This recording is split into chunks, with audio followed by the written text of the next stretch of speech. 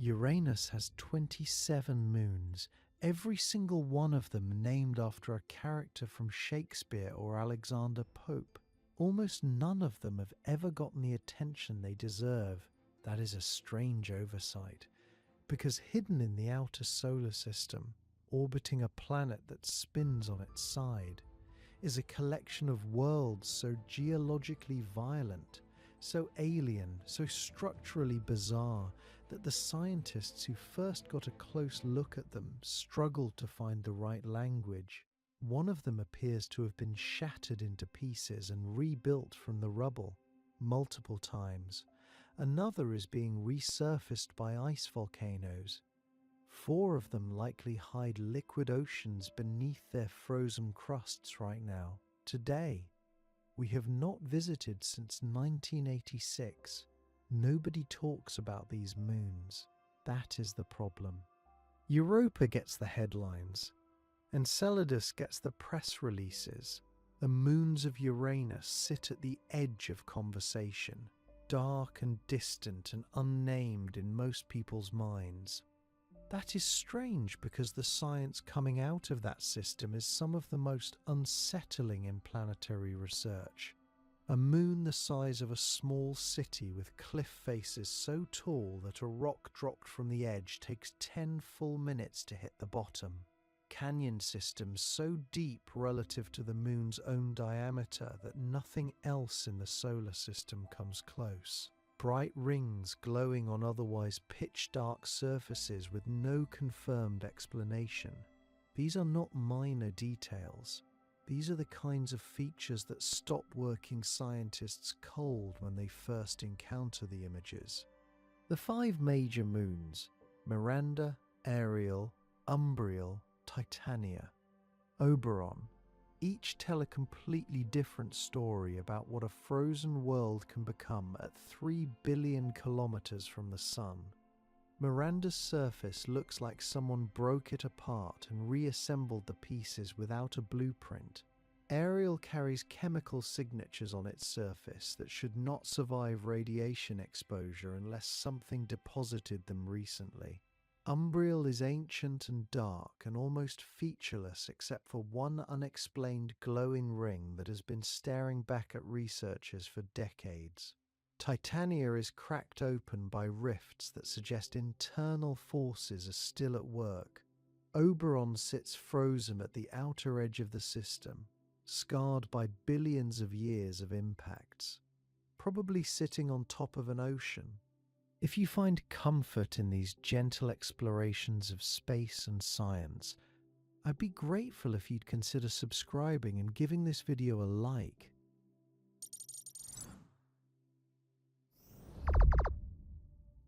The whole system is understudied and underappreciated in a way that feels almost deliberate, though it isn't. It is simply the result of distance, budget, the limits of what one spacecraft moving fast through the dark could accomplish in a few hours. That spacecraft was Voyager 2. It arrived at Uranus in January of 1986 during one of the most eventful weeks in American history, captured everything it could in its brief window of closest approach, and kept moving. The data it collected is still the primary source of close-up knowledge planetary scientists have on these moons, nearly 4 decades later. Because what Voyager 2 found out there in January of 1986, in just a few hours of closest approach, was stranger than almost anyone had predicted. Before you can understand what makes these moons strange, you have to understand what kind of neighborhood they live in. Uranus sits roughly 2.9 billion kilometers from the Sun. At that distance, sunlight arrives at less than 1/400th the intensity it reaches Earth. The planet is cold enough, dark enough, and remote enough that most people mentally file it alongside Neptune under the heading of places that exist but don't particularly matter. That is a mistake, because the Uranus system is not just distant, It is geometrically broken in a way that makes it unlike any other planetary system we have studied. Most planets spin more or less upright. Earth's axis tilts at about 23 degrees from vertical, which is enough to give us seasons. Mars tilts at a similar angle. Even Saturn, with its spectacular rings, tilts only 27 degrees. Uranus tilts at 98 degrees. That number sounds abstract until you think carefully about what it means. Uranus does not spin like a top, it rolls. The planet orbits the Sun essentially on its side, its poles pointing almost directly towards the Sun and then directly away from it as it completes each 84-year trip around the solar system. No other planet in our system does this. It is a configuration so extreme that it looks like an error in a simulation, something a computer generated incorrectly. The consequences for the moons are profound. Because the moons orbit within Uranus's equatorial plane, roughly aligned with the planet's tilted equator, they share in this strange orientation. During Uranus's northern summer, the planet's north pole faces the Sun. Every moon in the system spends that portion of the orbit with one hemisphere locked in continuous daylight and the opposite hemisphere locked in continuous night. Not for a day, not for a week, for 42 years. Then, as Uranus crawls to the other side of its orbit, the situation reverses. The other hemisphere gets 42 years of sunlight while the first hemisphere plunges into complete darkness. The transition between these extremes happens during equinox, and it is brief. Then the long night begins again. Stand on the surface of one of these moons during polar winter, and you would not see the sun rise for 4 decades. The sky above would be nearly black. Uranus would hang in that sky as a pale blue-green disk, ringed by its thin, faint ring system, casting almost no useful warmth. The temperature would sit near -200 degrees Celsius, and nothing around you would move. The cold itself deserves attention. Uranus has the coldest planetary atmosphere in the solar system. Temperatures in the upper atmosphere drop to -224 degrees Celsius in some regions, colder than Neptune, despite Neptune sitting 50% farther from the Sun. The reason is not fully understood. Uranus appears to radiate almost no internal heat, unlike every other giant planet we know of. Jupiter radiates roughly twice as much heat as it receives from the Sun. Saturn, Uranus and Neptune all have internal heat sources of varying strength. Uranus, by contrast, is almost thermally inert. It absorbs sunlight and returns approximately the same amount as heat, with almost nothing added from the interior. Whatever heat it was born with has been locked away or lost in ways that planetary scientists still argue about. The moons orbiting it live inside a system whose central planet is, in thermal terms, essentially off. Wind speeds on Uranus itself reach up to 900 kilometers per hour. The planet is not calm just because it is cold. The atmosphere churns with violent banding and zonal winds driven by internal dynamics that remain poorly understood. None of this makes the moons warmer or more hospitable. It is simply a reminder that the Uranus system is not a quiet, frozen museum piece. It is an active, dynamic environment built around a planet that operates by different rules than the ones that shaped our understanding of gas giants. Then there is the radiation. Uranus has a magnetosphere, a region of space dominated by the planet's magnetic field. But this magnetosphere is deeply unusual. The magnetic axis is tilted more than 59 degrees from the rotational axis, and it is offset from the planet's center by a significant fraction of the planetary radius. This produces a magnetosphere that wobbles and rotates in a complex asymmetric pattern as Uranus spins. The result is that charged particles trapped in the magnetosphere do not distribute themselves in the orderly bands seen around Jupiter. They move chaotically. The surfaces of the moons are bathed in a constant flux of energetic particles, electrons and ions accelerated by the magnetic field and driven into the surfaces at high energy. This particle bombardment breaks apart complex molecules on the moon surfaces, darkens icy materials over time, and creates a chemical environment that is hostile to the preservation of many compounds. It is one reason the surfaces of the Uranian moons are so dark. Space weathering driven by radiation has been at work on them for billions of years, and yet almost nobody has looked closely. Only one spacecraft has ever visited the Uranus system. Voyager 2 flew through in January of 1986, spending a few hours near closest approach before continuing outward toward Neptune. No orbiter has ever circled Uranus. No probe has ever descended into its atmosphere. No mission is currently approved and en route. The gap between the Uranus system and the attention paid to Jupiter and Saturn is enormous. Europa has a dedicated spacecraft, the Europa Clipper, launched in 2024 and en route as of this writing. Cassini spent 13 years orbiting Saturn and returned data that planetary scientists are still working through. Uranus has one flyby from 4 decades ago, and the images from that flyby cover only the southern hemispheres of the moons because that is the only side that was in sunlight during the encounter. The neglect has multiple causes. Distance is one.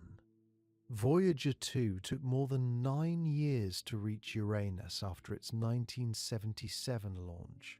A dedicated orbiter sent today would face a similar travel time, and it would require a specific planetary alignment to make the journey efficient. Those alignment windows do not come often. Funding and mission priority are another factor. The outer solar system competes with Mars, the Moon, the asteroid belt, and the moons of Jupiter and Saturn for a limited budget. For decades, Uranus simply did not rank high enough. That may finally be changing. The 2023 Planetary Science Decadal Survey named a Uranus orbiter and probe as the top priority flagship mission for the coming decade. But even with immediate approval and funding, a spacecraft could not arrive before the early 2040s at the earliest. In the meantime, what planetary scientists know about this system rests almost entirely on a few hours of flyby data, ground-based telescope observations, and theoretical modelling. It is a remarkably thin foundation for a system this complex. Everything orbiting Uranus exists inside one of the most inhospitable, radiation-soaked, perpetually frozen environments in the entire solar system, and somehow, several of these moons appear to be geologically alive anyway. The 5 major moons of Uranus sit in a neat orbital progression outward from the planet, each one different enough from the others that it feels almost designed to confuse the people trying to explain them. Miranda sits closest, then Ariel, then Umbriel, then Titania, then Oberon. 5 worlds, arranged in order, each locked into a nearly circular orbit within Uranus's equatorial plane. That last detail matters more than it might seem. When moons orbit in the equatorial plane of a planet, hugging its waist in circular paths, it typically means they formed there. They didn't wander in from somewhere else and get captured. They grew from the same rotating disk of gas and debris that built Uranus itself, which means whatever shaped Uranus shaped them too. And Uranus, as the previous section established, had a violent and chaotic early history. That violence left marks on everything orbiting it. The 5 moons range dramatically in size. Miranda, the innermost, has a diameter of roughly 471 kilometers. To put that in context, the continental United States is about 4,500 kilometers wide from coast to coast. Miranda would fit across the state of California with room to spare. At the far end of the lineup sits Titania, the largest of the 5, with a diameter of 1,578 kilometers, more than 3 times wider than Miranda. Between them, Ariel measures about 1,158 kilometers, Umbriel around 1,170 kilometers, and Oberon approximately 1,522 kilometers, close enough in size to Titania that the two are sometimes grouped together. These are not enormous worlds. Compared to Earth's moon, which runs about 3,474 kilometers across, all 5 Uranian moons are modest. But size is not where the story is. What strikes researchers immediately when they look at all 5 together is how dark they are. Every one of the major Uranian moons is non-reflective in a way that makes them difficult to study from Earth. Their surfaces absorb most of the sunlight that reaches them, returning only a fraction back into space. Albedo is the scientific term. It measures reflectivity on a scale from 0 to 1, where 1 is a perfect mirror. The major Uranian moons hover between roughly 0.1 and 0.4, the lower end of that range close to the reflectivity of charcoal. This darkness comes in part from radiation processing of carbon-rich material on their surfaces, the same harsh environment described earlier. The result is that from a distance, all 5 moons present as faint, dark objects. Voyager 2 had to work hard to photograph them. Amateur telescopes can barely resolve them at all. The naming of these worlds sits in a category all its own. Virtually every other moon in the solar system takes its name from Greek or Roman mythology. Not these. When William Herschel discovered the first 2 major moons in 1787, he named them Oberon and Titania, characters from Shakespeare's A Midsummer Night's Dream. The tradition held. Ariel and Umbriel were added later, Ariel appearing in both Shakespeare's The Tempest and in Alexander Pope's The Rape of the Lock. Umbriel comes from Pope as well, a dusky melancholy sprite. Miranda takes her name from The Tempest, where she is the daughter of the wizard Prospero, wide-eyed and astonished at her first sight of the wider world. There is something almost fitting in that. Miranda the character sees something extraordinary and can barely comprehend it. Miranda the moon produces the same reaction in the scientists who look at it. All 5 moons carry within their surfaces a mixture of water ice and rocky material. None of them have meaningful atmospheres. None of them have magnetic fields. They sit exposed to the radiation pouring out of Uranus's magnetosphere, their surfaces bombarded continuously by charged particles. Yet they are not identical, not even close. Oberon and Umbriel look ancient, heavily cratered, their surfaces apparently unchanged for billions of years. Geologic dead zones that have simply accumulated impact scars since the early solar system. Ariel and Titania look different. Their surfaces show evidence of internal forces at work, canyon systems cutting through the terrain, rifts and faults suggesting that something beneath the crust has been moving and pushing and reshaping things from below. And Miranda is something else entirely, a category unto itself, a surface that looks like it was assembled by someone who had never seen a moon before and was working from contradictory instructions. 5 moons then, and 5 completely different stories. Some of those stories are still being told. Some of them have barely been started, because the sum total of close-up scientific data on all 5 of these worlds comes from a single spacecraft that passed through the Uranus system in January of 1986 and spent only hours near each one before continuing outward into the dark. Everything that follows in this video is built on those hours. The images, the measurements, the infrared readings, the magnetometer data, all of it collected in one brief pass, nearly 4 decades ago, by a spacecraft that has since left the solar system entirely. Each moon will get its turn. The geological mysteries, the hidden oceans, the impossible cliffs, the ice volcanoes, all of that is coming. But before any of it lands with the weight it deserves, it helps to have a map. You now have one.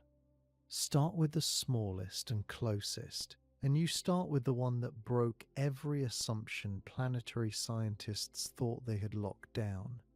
Miranda is the smallest of the 5 major moons, only about 290 miles across, and it should by all rights be the least interesting. A small, frozen, geologically dead rock, too tiny to do much of anything. That is what planetary scientists expected before Voyager 2 arrived. A moon of that size, at that distance from the Sun, with essentially no internal heat source and no massive planet pulling and squeezing it the way Jupiter works on Io, should have spent the last 4 billion years doing nothing. Cratered, dark, silent, a fossil from the early solar system, preserved exactly as it formed. There was no compelling theoretical reason to expect anything else. Small moons across the solar system follow a predictable pattern. They get bombarded, they cool, they freeze solid, and they stop. Miranda, by every standard model scientists had built before 1986, was supposed to be one of those. Then the images came back.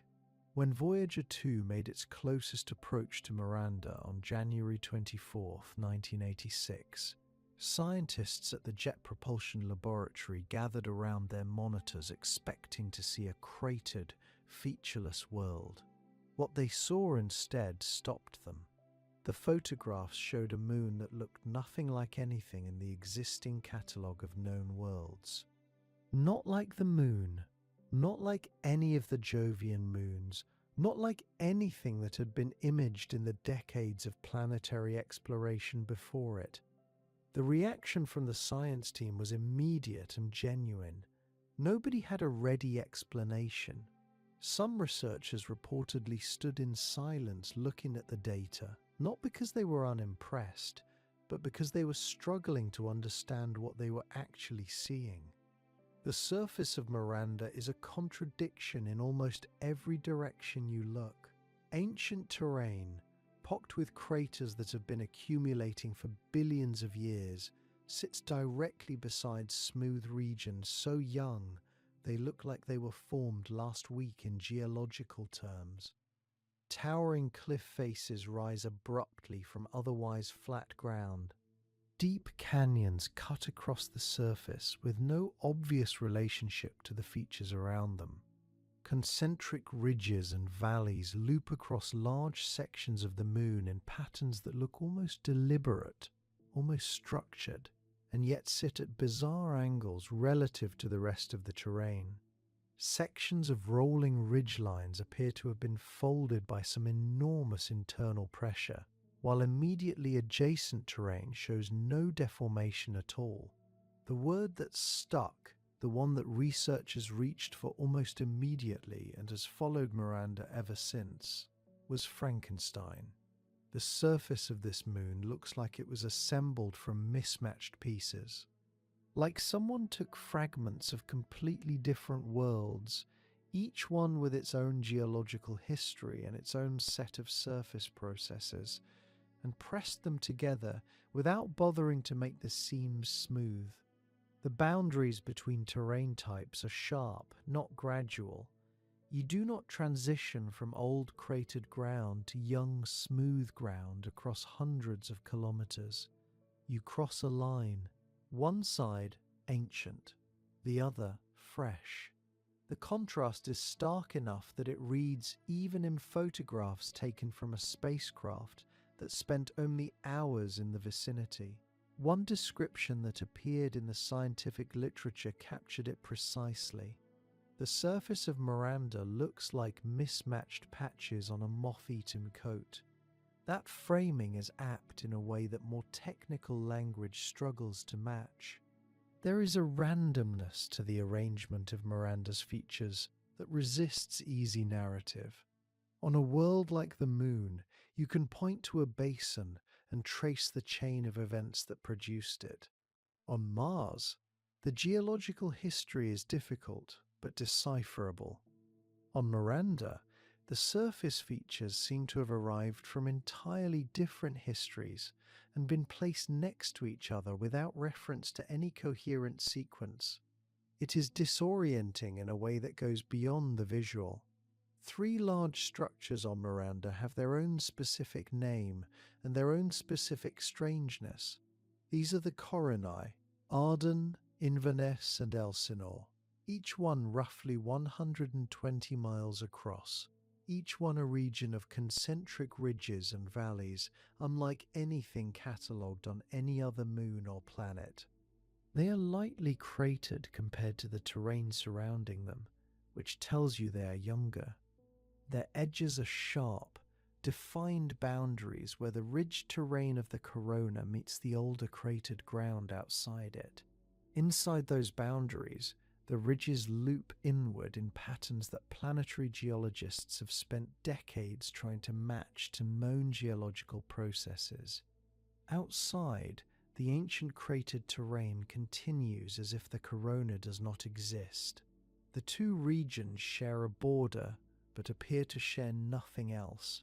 The coronae themselves suggest a history of violent internal upheaval, but the mechanism remains contested. Some planetary scientists have proposed that Miranda experienced episodes of catastrophic disruption in its distant past. Others have suggested a fragmentation and reassembly scenario, a collision so violent that it shattered Miranda into fragments, which subsequently reassembled under their mutual gravity, creating the misaligned patchwork visible today. This hypothesis would explain why terrain types meet at sharp boundaries rather than gradual transitions. It would account for the strange angles at which features sit relative to one another. It would justify the presence of young, fresh surfaces beside ancient cratered terrain. Yet even this explanation, compelling as it may be, leaves significant gaps.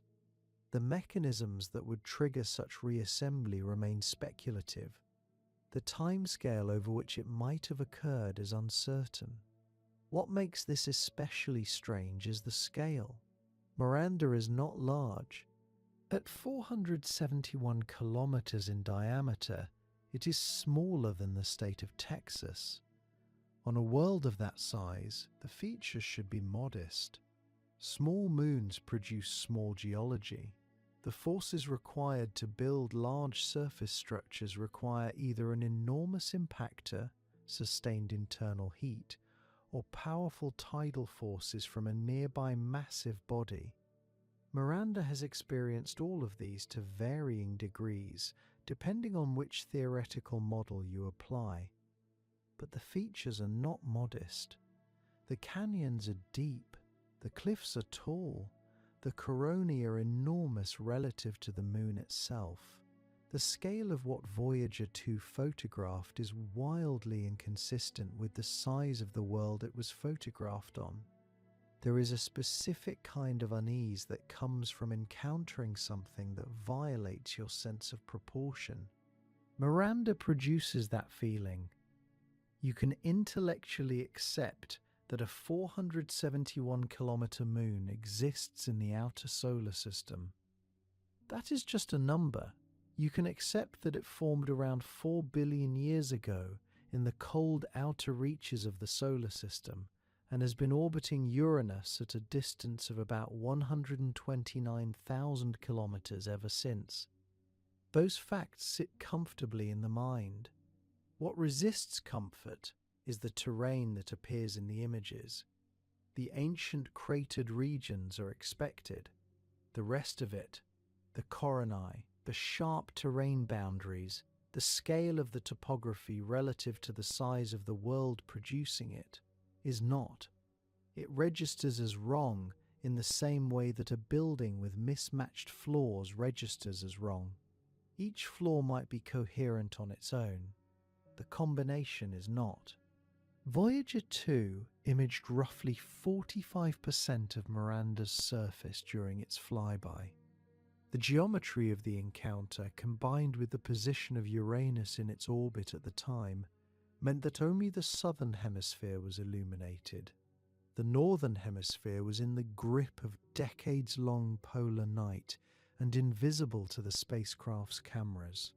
What those cameras captured in the hours they had was enough to make Miranda one of the most discussed and debated objects in the outer solar system. What remains uncaptured, the other hemisphere of this moon that no spacecraft has ever photographed in close approach, might show more of the same disorder, or it might show something different entirely. There is no way to know. The Voyager 2 data is all there is.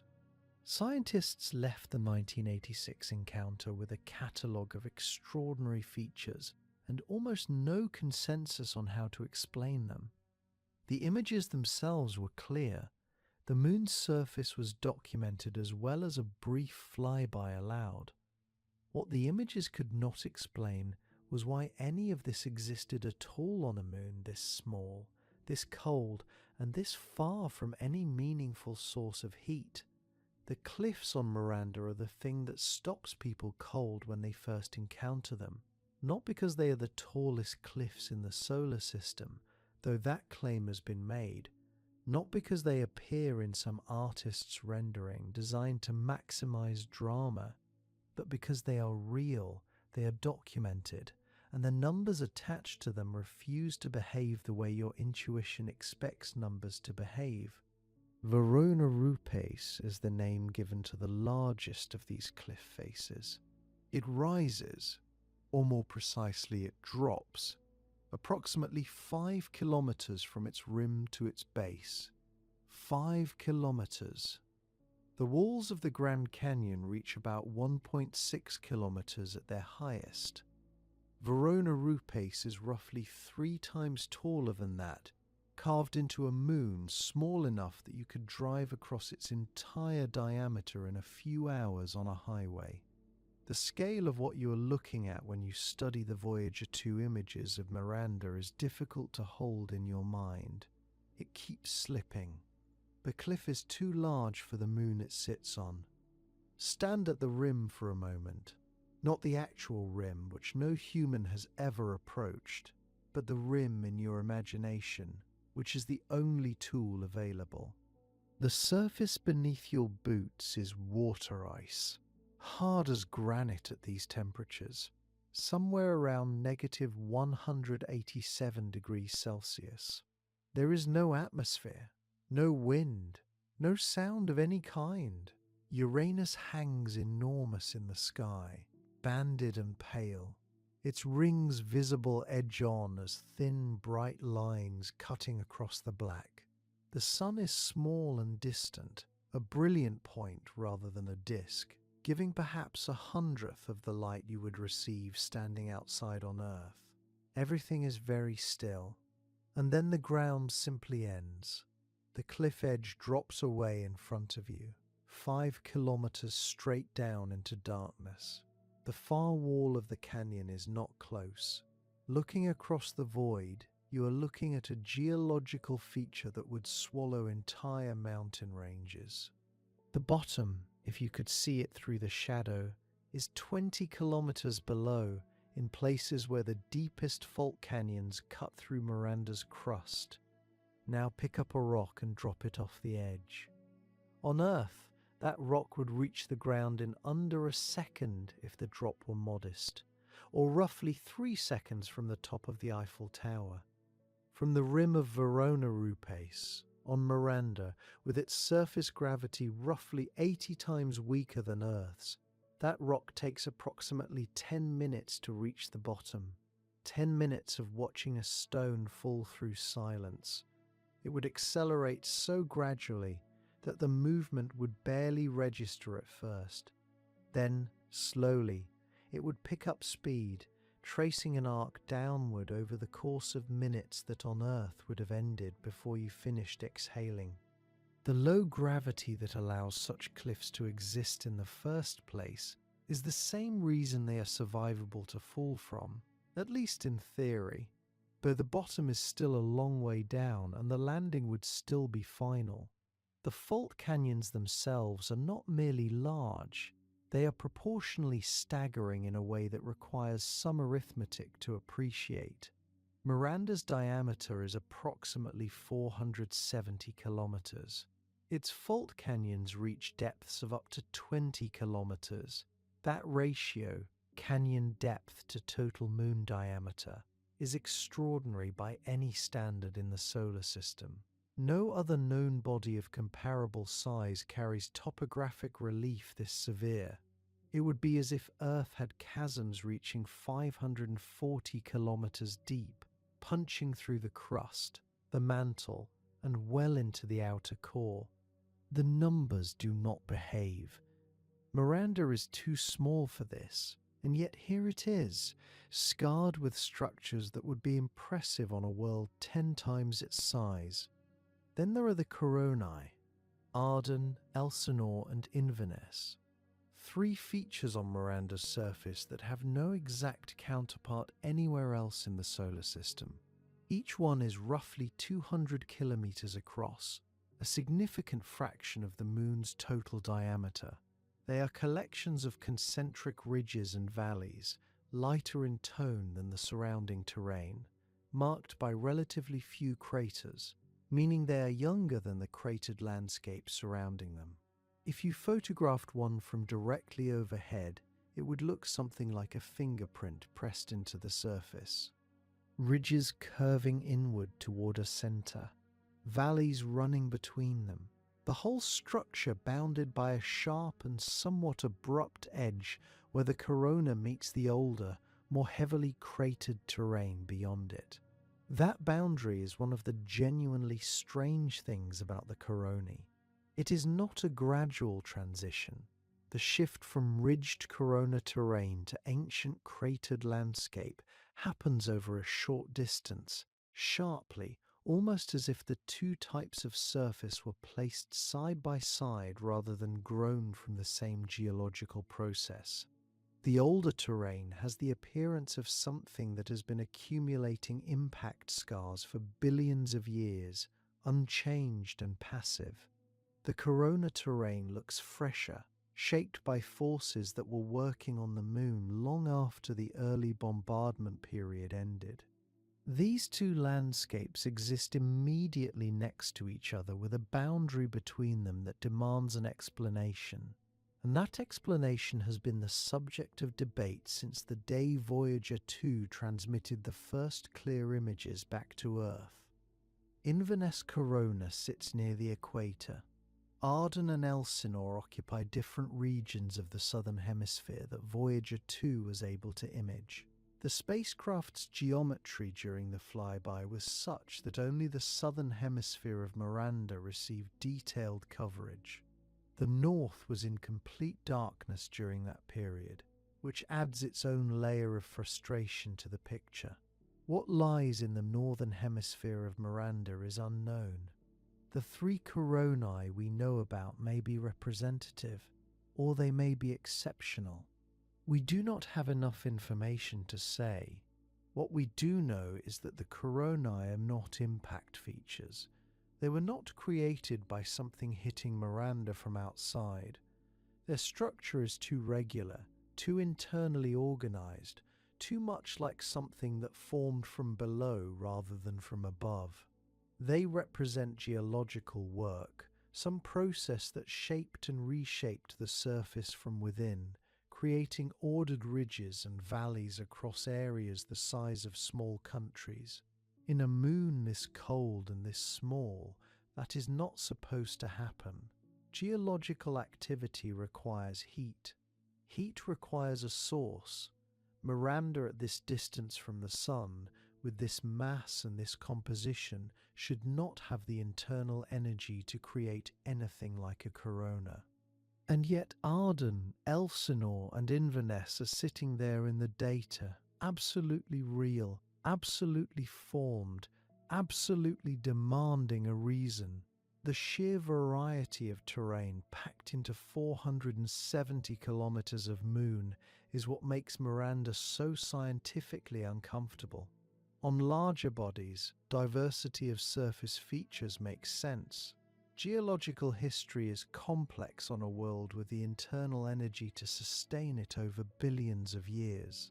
But Miranda should have run cold early. It should have frozen through and locked down. What you would expect to find is a surface dominated by ancient impact craters, uniformly pockmarked, geologically inert. What Voyager 2 found instead was a world that appeared to have been actively worked on, not once, but repeatedly, by multiple processes operating across different time periods. The ancient cratered terrain speaks to an early history. The coronae speak to something later. The fault canyons cutting across the surface speak to stresses that split and fractured the crust with tremendous force. None of these things fit together easily into a single clean narrative. The canyon systems extend beyond Verona Rupes. Verona is simply the most dramatic example, the one that has attracted the most attention because of its sheer scale. Other fault scarps and canyon features cut across Miranda's southern hemisphere in patterns that suggest the crust was pulled apart at multiple points, opening fractures that have no straightforward explanation in terms of Miranda's size and expected internal temperature.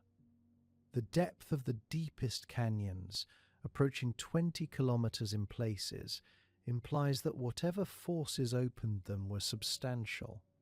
Rock does not fracture to that depth without significant stress applied over the right conditions. Something was putting Miranda's crust under extraordinary tension. Standing back and looking at the sum of all of it, the cliff at Verona Rupes, the fault canyons plunging 20 kilometers into the interior, the three coronae with their sharp boundaries and young ridged surfaces, the ancient cratered terrain sitting directly adjacent to landscape that looks freshly worked. The overall impression is of a moon that went through experiences that should have been beyond its capacity to experience. The physical structures are documented. The measurements are precise. The features have been named and catalogued and studied for nearly 4 decades using data collected in a few hours of close approach. And the question of what produced them, in enough detail to be truly satisfying, remains open. These are real physical structures on a real world, mapped by a spacecraft that spent only a few hours nearby, and planetary scientists are still arguing about how they got there. The question planetary scientists immediately faced when they saw Miranda's surface was a simple and brutal one. How does a moon this small end up looking this damaged? Size matters enormously in planetary science. It determines how much heat a body can generate, how long it can stay geologically active, and how much punishment it can absorb from impacts before its structure is fundamentally altered. Miranda is only 290 miles across. At that scale, the expectation is simple. A cold, cratered, geologically dead rock. Something like our own moon, but smaller and farther from any meaningful heat source. The images Voyager 2 sent back in January of 1986 violated that expectation completely. What the spacecraft photographed was not a quiet, frozen world. It was something that looked like it had been through a catastrophe, possibly more than one.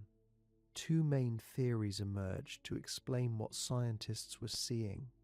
They are not mutually exclusive, and that is part of what makes the problem so difficult. The first theory is violent and almost hard to accept at face value. It proposes that Miranda was shattered, not chipped or cratered, but broken apart entirely, reduced to a cloud of fragments, and then pulled back together by its own gravity. According to some models, this may have happened not once but 4 or 5 separate times during the early solar system's bombardment period, roughly 4 billion years ago. The early solar system was a different place entirely. Collisions between bodies of significant size were not rare events, they were routine. The inner planets were being hammered continuously. The outer solar system was no different. Large objects were moving through crowded orbital space, and Miranda, sitting in the path of that traffic, may have been caught in it repeatedly. The logic behind this reassembly theory is straightforward.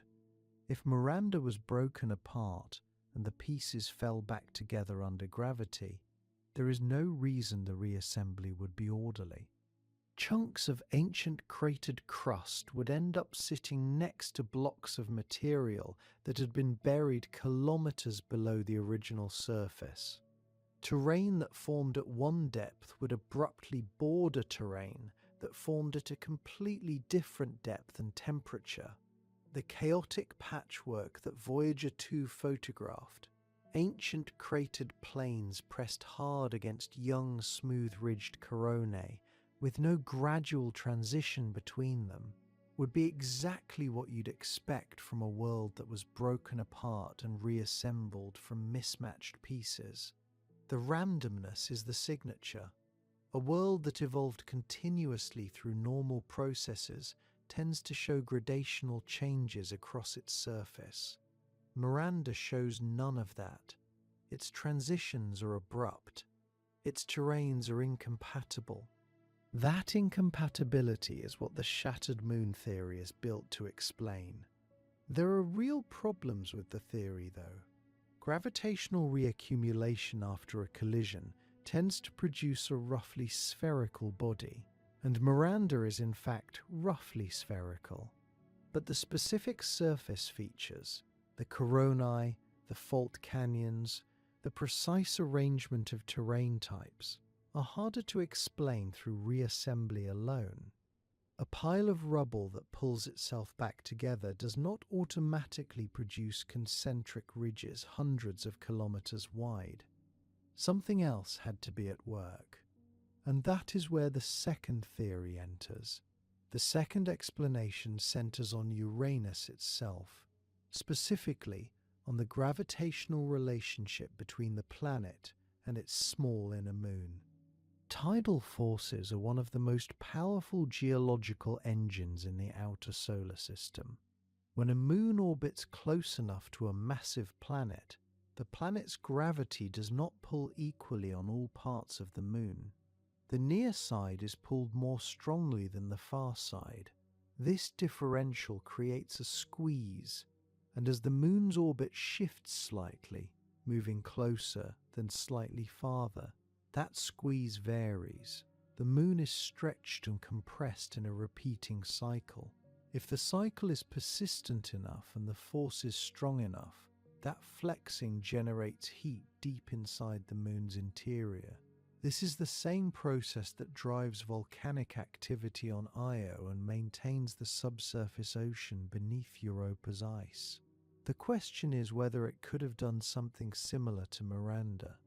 The argument is that Miranda, at some point in its history, may have occupied a more eccentric orbit than it does today. An eccentric orbit, one that is elongated rather than circular, maximizes the variation in gravitational pull across each orbit and maximizes the tidal heating that results. If Miranda was locked in an orbital resonance with one of the other Uranian moons, the resonance could have forced its orbit to remain eccentric for an extended period. During that time, the tidal flexing from Uranus would have pumped heat into Miranda's interior continuously. Not the explosive heat of a volcanic system, but a slow, persistent warmth, enough to soften the ice in Miranda's interior, enough to allow plastic deformation, material slowly flowing and deforming under pressure rather than fracturing, enough, possibly, to drive warmer material upward from the interior toward the surface, reshaping the crust from below. This tidal heating model offers a cleaner path toward explaining the coronae. If warm, relatively buoyant material rose through the interior and pushed up through the crust in specific regions, it could create the concentric ridge structures seen at Arden, Elsinore, and Inverness. The material would spread outward as it reached the surface layer, forming the oval patterns of ridges and valleys. The sharp boundaries between the coronae and the older surrounding terrain would mark the edges of where the upwelling reached. The smoother, younger appearance of the coronae would reflect the fact that they were resurfaced by this internal activity long after the heavily cratered terrain surrounding them was already ancient. The difficulty is that Miranda is not currently in an orbital resonance. Whatever resonance may have existed appears to have dissolved. The tidal heating, if it ever operated at the scale this theory requires, has stopped, and Miranda is far too small to have retained the heat from its own formation or from the radioactive decay of elements in its rocky interior, the same process that likely powers subsurface oceans on the larger moons. For a body as small as Miranda, that heat would have radiated away into space within the first few 100 million years of the solar system's history. Any geological activity Miranda experienced had to come from the outside, either from impacts, from Uranus, or from some combination of both. That constraint is significant. It means that whatever shaped Miranda's surface, it was not simply the passive result of internal cooling and cratering over billions of years. Something external drove it. The disagreement between researchers is about what that external driver was and when it operated. The Shattered Moon camp argues that impacts during the early bombardment period were sufficient to produce what we see. The tidal heating camp argues that a period of orbital resonance later in Miranda's history is the more complete explanation. Some researchers think both processes contributed at different stages. Miranda was shattered and partially reassembled during the heavy bombardment, and then tidal heating later reworked portions of the surface, creating the coronae on top of an already chaotic foundation.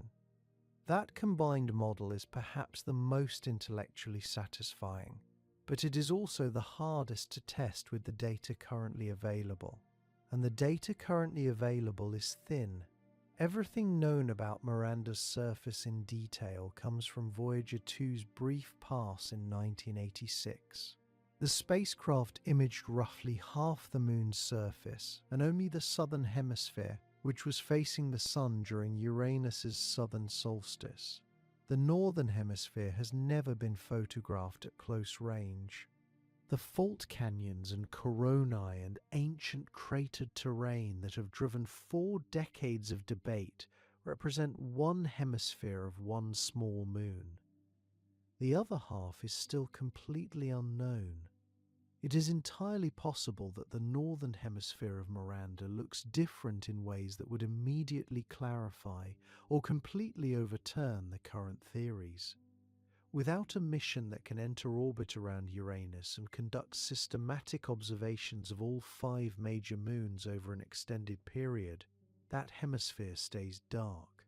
After nearly 4 decades, neither explanation has been ruled out, and no mission has returned to Miranda to give us the kind of data that would finally settle the argument.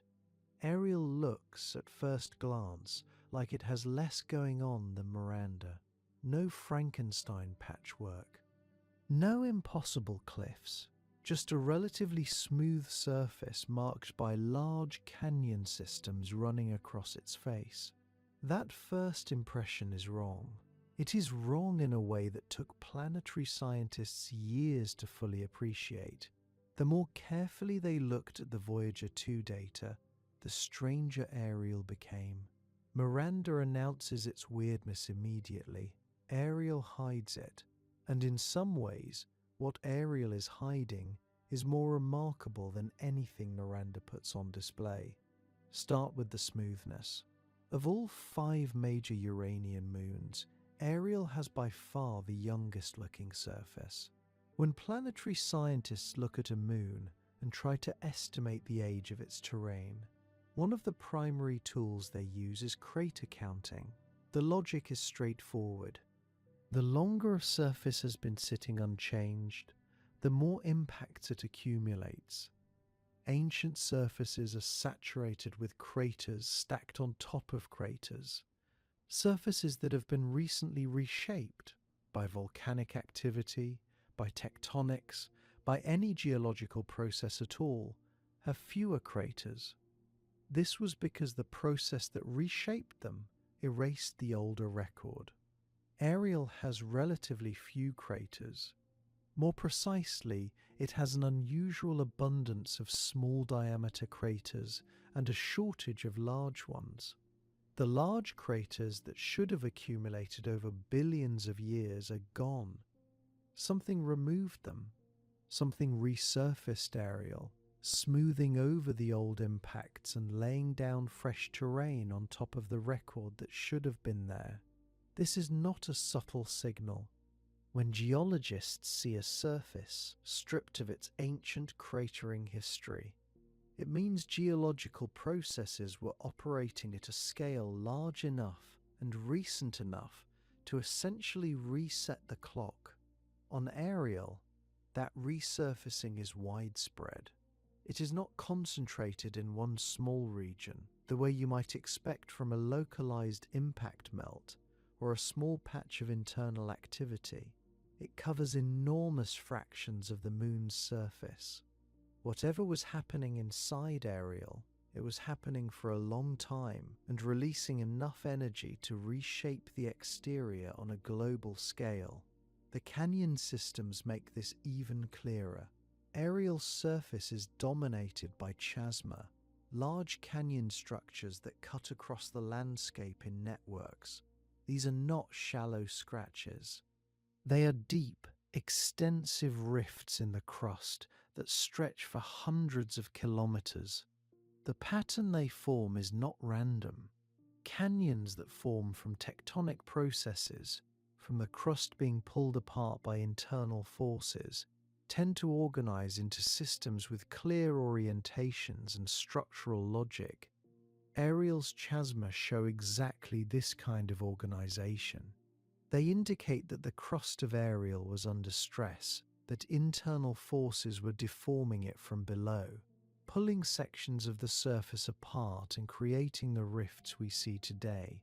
Here is what that implies. Crust does not pull apart on its own.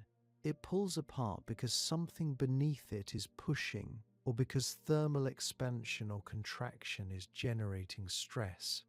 On Earth, plate tectonics does this through the movement of material in the mantle.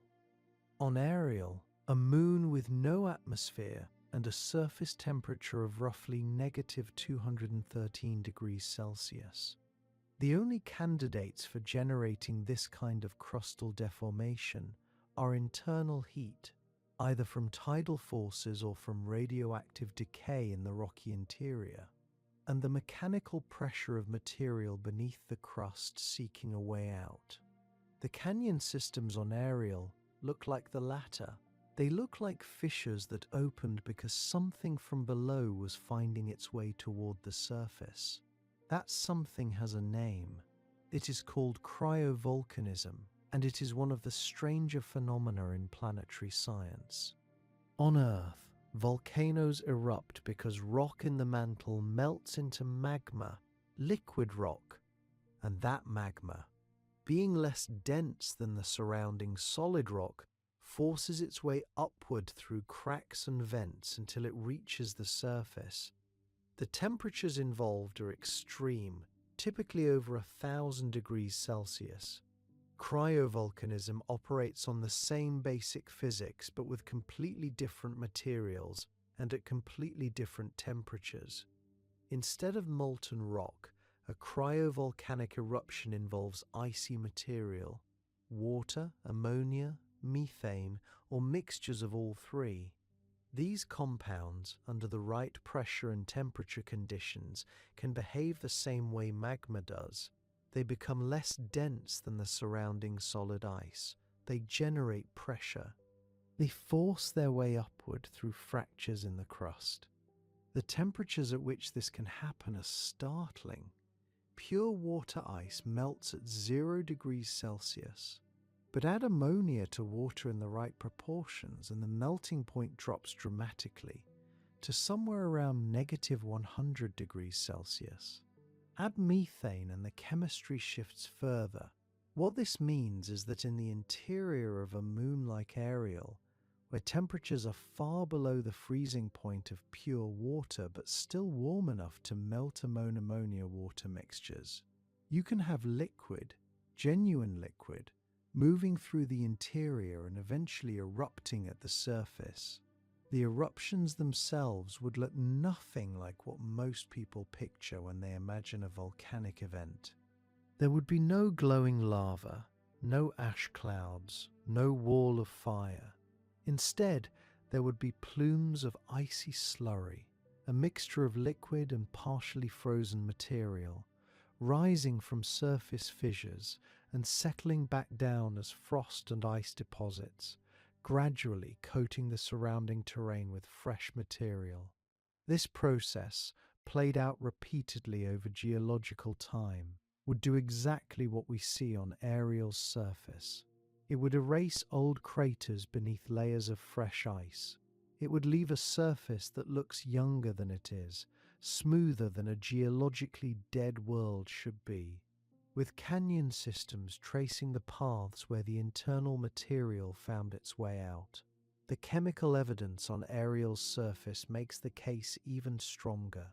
Ariel is rich in carbon dioxide ice. It also carries signatures of ammonia compounds. Both of these materials present a serious problem if Ariel is a geologically dead world. This was because they should not be there. The radiation environment around Uranus is harsh.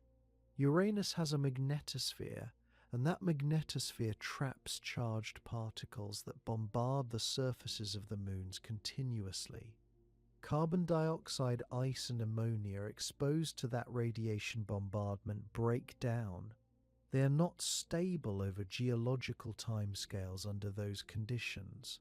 If Ariel's surface had been sitting unchanged for billions of years, the carbon dioxide and ammonia should be gone, broken apart by the steady stream of energetic particles. They are not gone, they are present. The most straightforward explanation for this is that they were deposited recently enough that radiation has not yet had time to destroy them. And the most straightforward mechanism for depositing fresh ammonia and carbon dioxide across a moon's surface is cryovolcanic activity, bringing material up from the interior and spreading it across the terrain. The word recently in planetary science deserves context. Scientists are not necessarily talking about decades or centuries. When researchers look at the crater density on Ariel's youngest terrains and work backward through impact rate models, their estimates for the last major resurfacing activity range into the hundreds of millions of years ago. On a human timescale, this is incomprehensible. On a geological timescale, For a moon that formed roughly 4.5 billion years ago alongside Uranus, a resurfacing event a few 100 million years in the past is extraordinarily recent. It means geological processes were actively reshaping Ariel's surface when multicellular life on Earth was still in its early phases. The moon was not a passive frozen rock. It was doing things. What was driving this? The honest answer is that there is no single confirmed explanation. Ariel, unlike Miranda, sits far enough from Uranus that tidal heating from the planet's gravity is probably not the dominant factor today, though it may have been more significant early in Ariel's history when its orbit was less settled. Radioactive decay in the rocky portions of Ariel's interior generates heat over long timescales. Modelling of Ariel's thermal history suggests that this internal heating, combined possibly with the antifreeze effect of ammonia in the water ice, could have been enough to maintain a subsurface layer of liquid or partially liquid material for much of the moon's life. That subsurface layer is the suspected source of the cryovolcanic material. It is the hidden engine underneath the frozen exterior. The canyon systems are not just dramatic terrain features. They are the places where this hidden interior announced itself, where the boundary between the inside and outside of Ariel broke down. We have seen one hemisphere of Ariel in any real detail. Voyager 2 flew through the Uranus system during southern solstice, when the southern pole was tilted toward the sun and the northern hemisphere of every major moon was locked in complete darkness. The images we have cover the southern face, the northern hemisphere of Ariel. That may show completely different terrains, different chasma patterns, different evidence of geological activity, has never been photographed at close range. We do not know what it looks like. We do not know whether the resurfacing was global or whether it was concentrated in regions we have already mapped. We do not know whether any cryovolcanic processes are still operating today, or whether the last eruption happened so long ago that even Ariel has gone quiet. What we do know is that the evidence from the hemisphere we have seen points consistently toward a world that was, by the standards of small icy moons at the edge of the solar system, remarkably active. A moon that appears quiet and frozen on the surface is apparently running geological processes underneath that have been reshaping it within the last few 100 million years, which in planetary science terms is practically yesterday. Umbriel is the moon in the Uranus system that most resembles what you might expect from a frozen world at this distance from the Sun. Dark, heavily cratered, ancient, apparently untouched by any geological process for billions of years. After Ariel, this is jarring. Ariel showed us cryovolcanic fissures, carbon dioxide deposits that have no business existing under radiation bombardment, canyon systems hinting at oceans pushing upward from below. Ariel was restless. Umbriel is something else entirely. It is the quietest major moon in the Uranus system. Its surface reads like a geological obituary, a record not of change, but of the complete absence of it. Every crater that has ever struck Umbriel is still there. The early bombardment period, 4 billion years ago, when the young solar system was still flinging debris in every direction, left its signature across this moon's face, and nothing has erased it since. That uniform cratering is not just an aesthetic feature, it is evidence. It tells planetary scientists that whatever internal heat Umbriel once had, it ran out early. Umbriel has a diameter of roughly 1,170 kilometers. It the third largest of the 5 major Uranian moons. That puts it between Ariel and Titania in size, which makes its inactivity even more striking by comparison. Size matters for geological longevity because larger bodies retain heat longer. A bigger rocky mantle contains more radioactive material. Radioactive decay generates heat on timescales of billions of years. Umbriel is not tiny. It should have had some internal resources to work with, and yet the surface shows almost no sign that those resources were ever mobilized. No rifts, no resurfaced plains, no cryovolcanic flows erasing old craters and laying down fresh terrain. Just impact after impact, preserved in the dark surface material like insects frozen in amber. The darkness itself is worth pausing on. Umbriel is the darkest of the 5 major Uranian moons. Its surface reflects very little of the sunlight that reaches it, which, at nearly 3 billion kilometers from the Sun, is already a fraction of what Earth receives. The material coating Umbriel appears to be some mixture of water ice and darker compounds, possibly carbon-rich material processed by the radiation environment over billions of years. Space weathering, the slow chemical battering that charged particles and ultraviolet light inflict on exposed surfaces, tends to darken icy material over time. Given that Umbriel's surface has been sitting exposed and undisturbed for most of the solar system's history, it has had an extraordinarily long time to accumulate that weathering.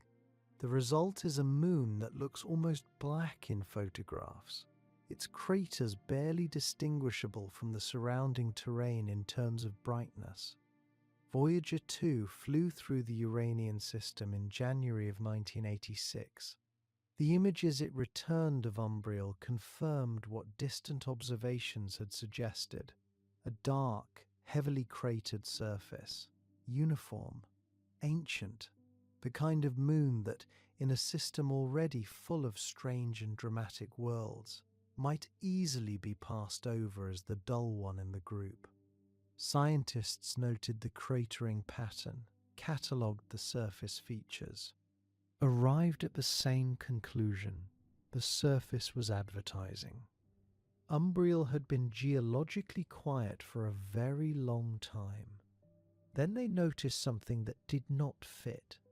Near the top edge of Umbriel's southern hemisphere, the hemisphere facing the Sun during the 1986 flyby, this was because the northern hemisphere was locked in 4 decades of polar night and completely invisible.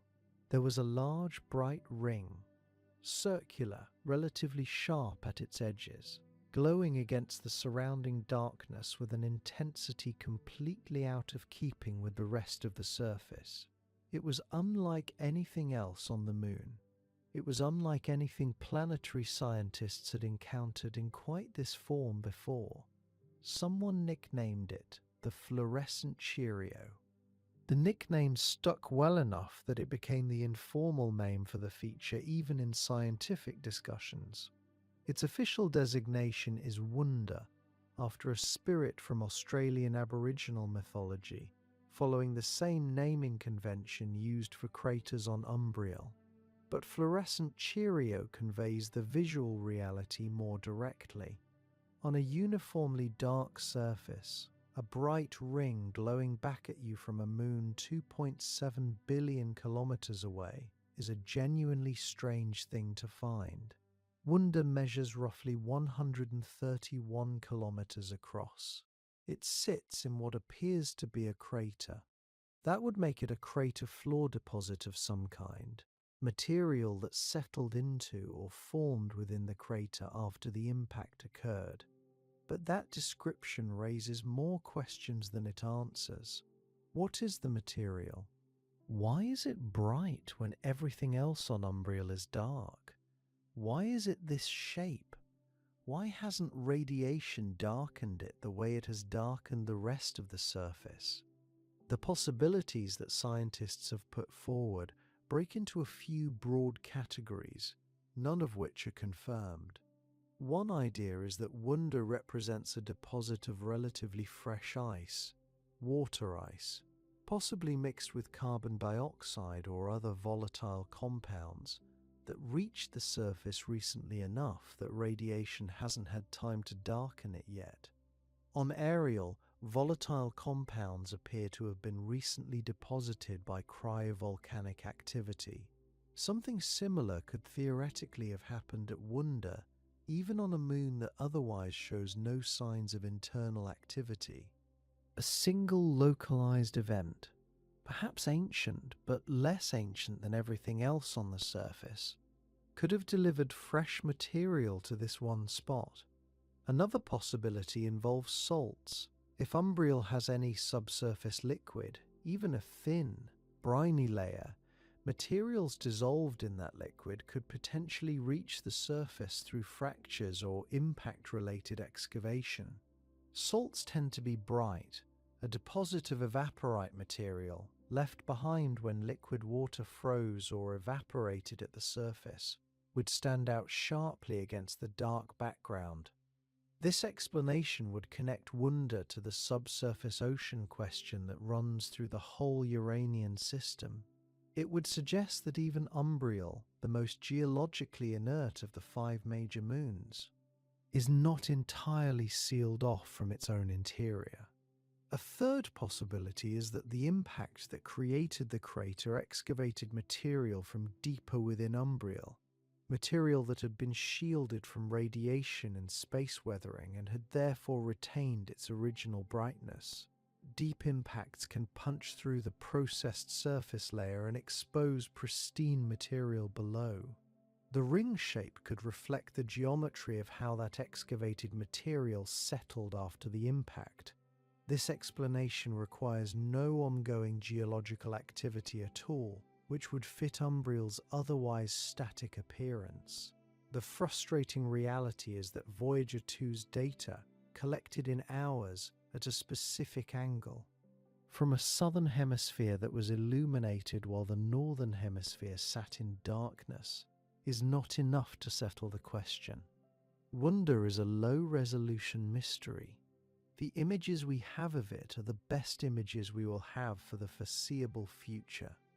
They leave every hypothesis open.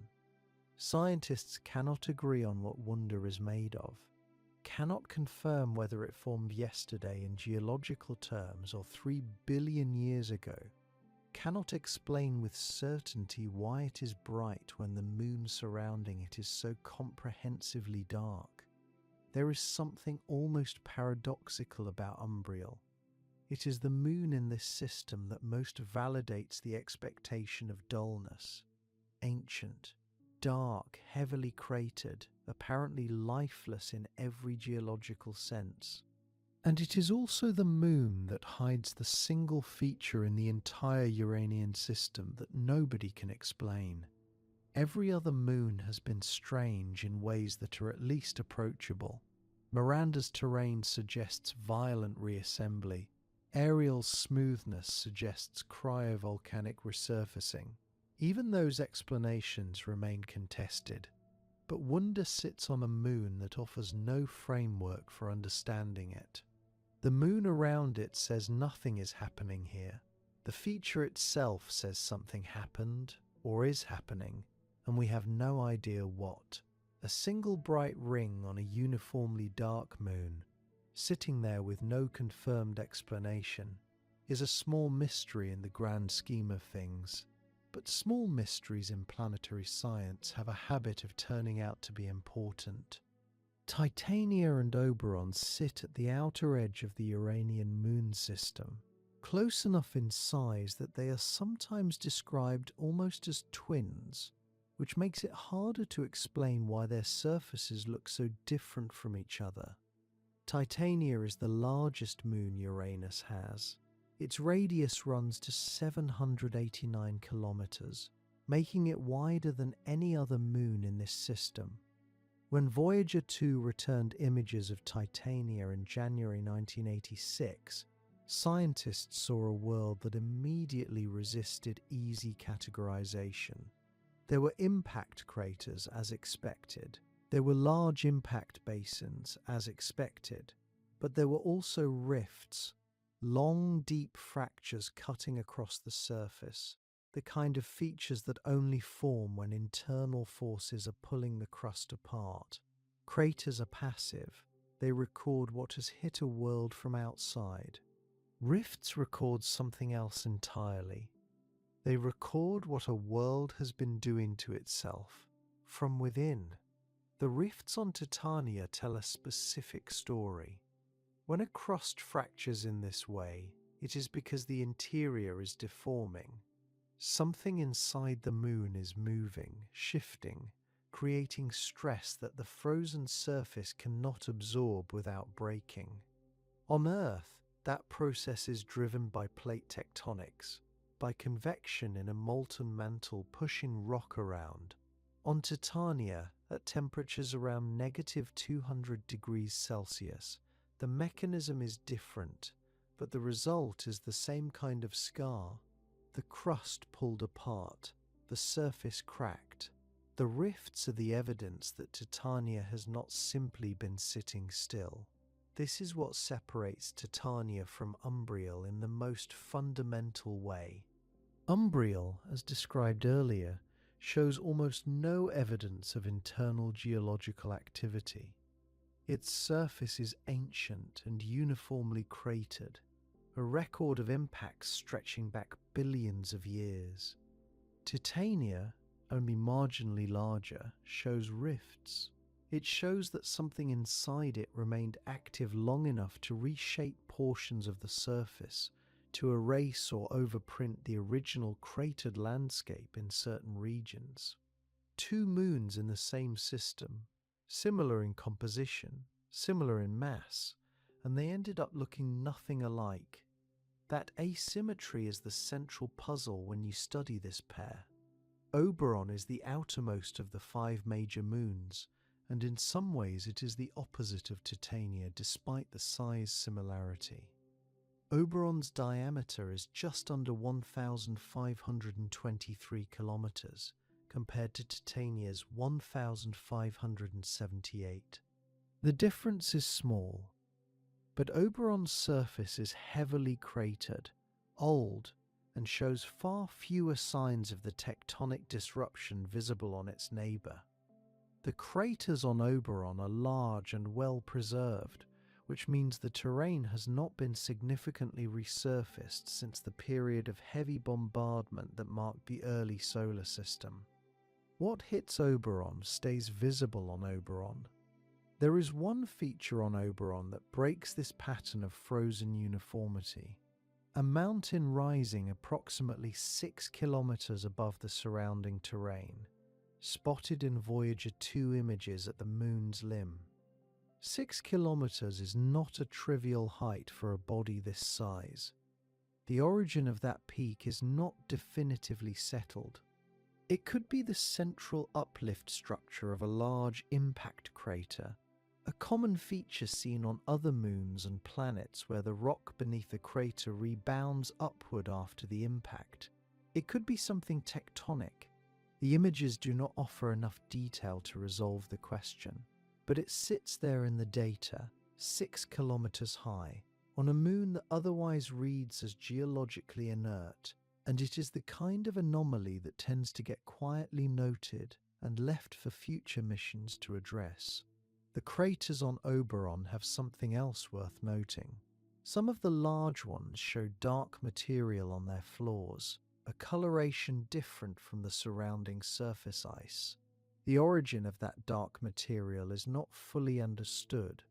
One possibility involves organic compounds, complex carbon-based molecules that darken with exposure to radiation over long periods. Another possibility involves material excavated from deeper layers, rock or ice with different composition than the surface. Neither explanation has been confirmed. Oberon presents a surface that looks straight forward until you look carefully, and then the questions pile up. Now consider what is almost certainly happening beneath both of these surfaces. Models developed from Voyager data and subsequently refined over decades suggest that Titania and Oberon both harbor subsurface liquid oceans. Not theoretical oceans, not speculative oceans. Models based on the moon's compositions, sizes, and likely internal heat budgets point toward ocean layers persisting today, sandwiched between the icy crust above and the rocky mantle below. These oceans are estimated to be up to 50 kilometers thick in both Titania and Oberon, thicker than the estimated layers in the smaller moons Ariel and Umbriel. The heat source for these oceans is radiogenic decay. Inside the rocky mantle of each moon, elements like uranium, thorium, and potassium are slowly breaking down. That process releases heat. It has been releasing heat since the moons formed, and it will continue releasing heat for billions of years to come. The moons are not near Jupiter, where gravitational tidal forces generate enormous internal heat in worlds like Io. They're not even near Saturn, where Enceladus is squeezed and stretched by resonances with neighboring moons. The heat maintaining these potential oceans on Titania and Oberon is coming almost entirely from the slow, quiet, internal chemistry of radioactive elements. That is a fundamentally different mechanism, and it matters enormously for how broadly the concept of subsurface habitability might apply across the solar system. For Titania and Oberon specifically, the models suggest the oceans may be briny rather than pure water.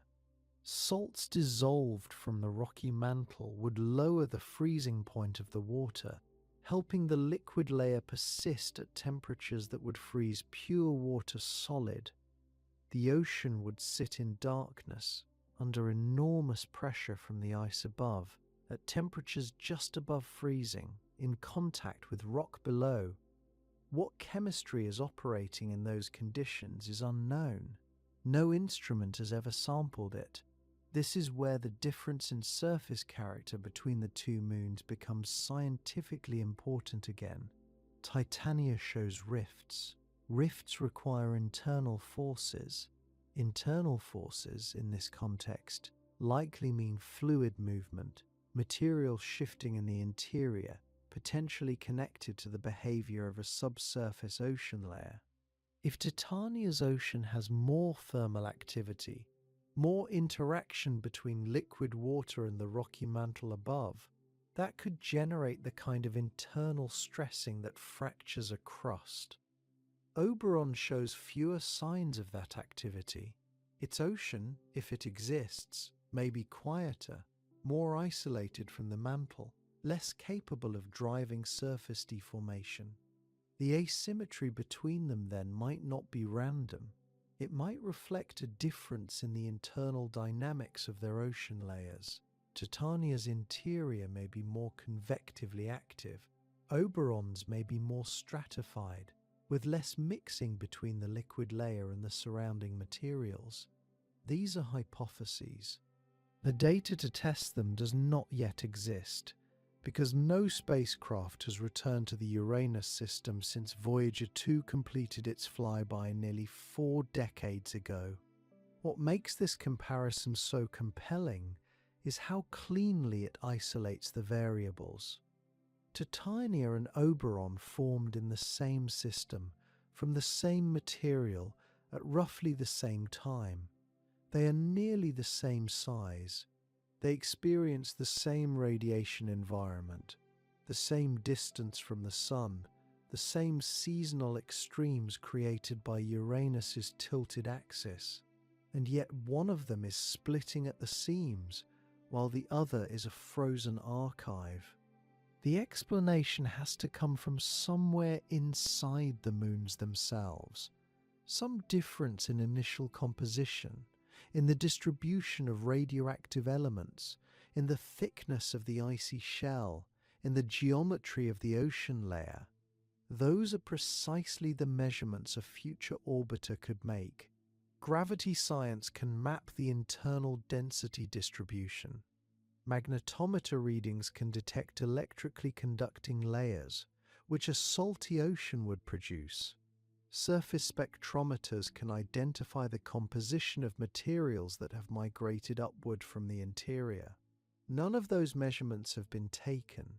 The instruments to take them exist. The mission to carry them has not yet been sent. Two moons nearly the same size, formed in the same system from the same raw materials, and one of them is geologically restless while the other is a frozen archive of the ancient solar system. The Uranus system has not made it easy on anyone trying to build a coherent story about it.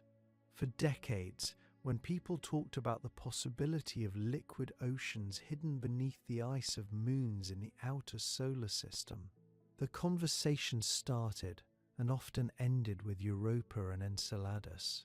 Europa, locked in Jupiter's gravitational grip, flexes and heats constantly from tidal forces, maintaining a global saltwater ocean beneath kilometers of cracked ice.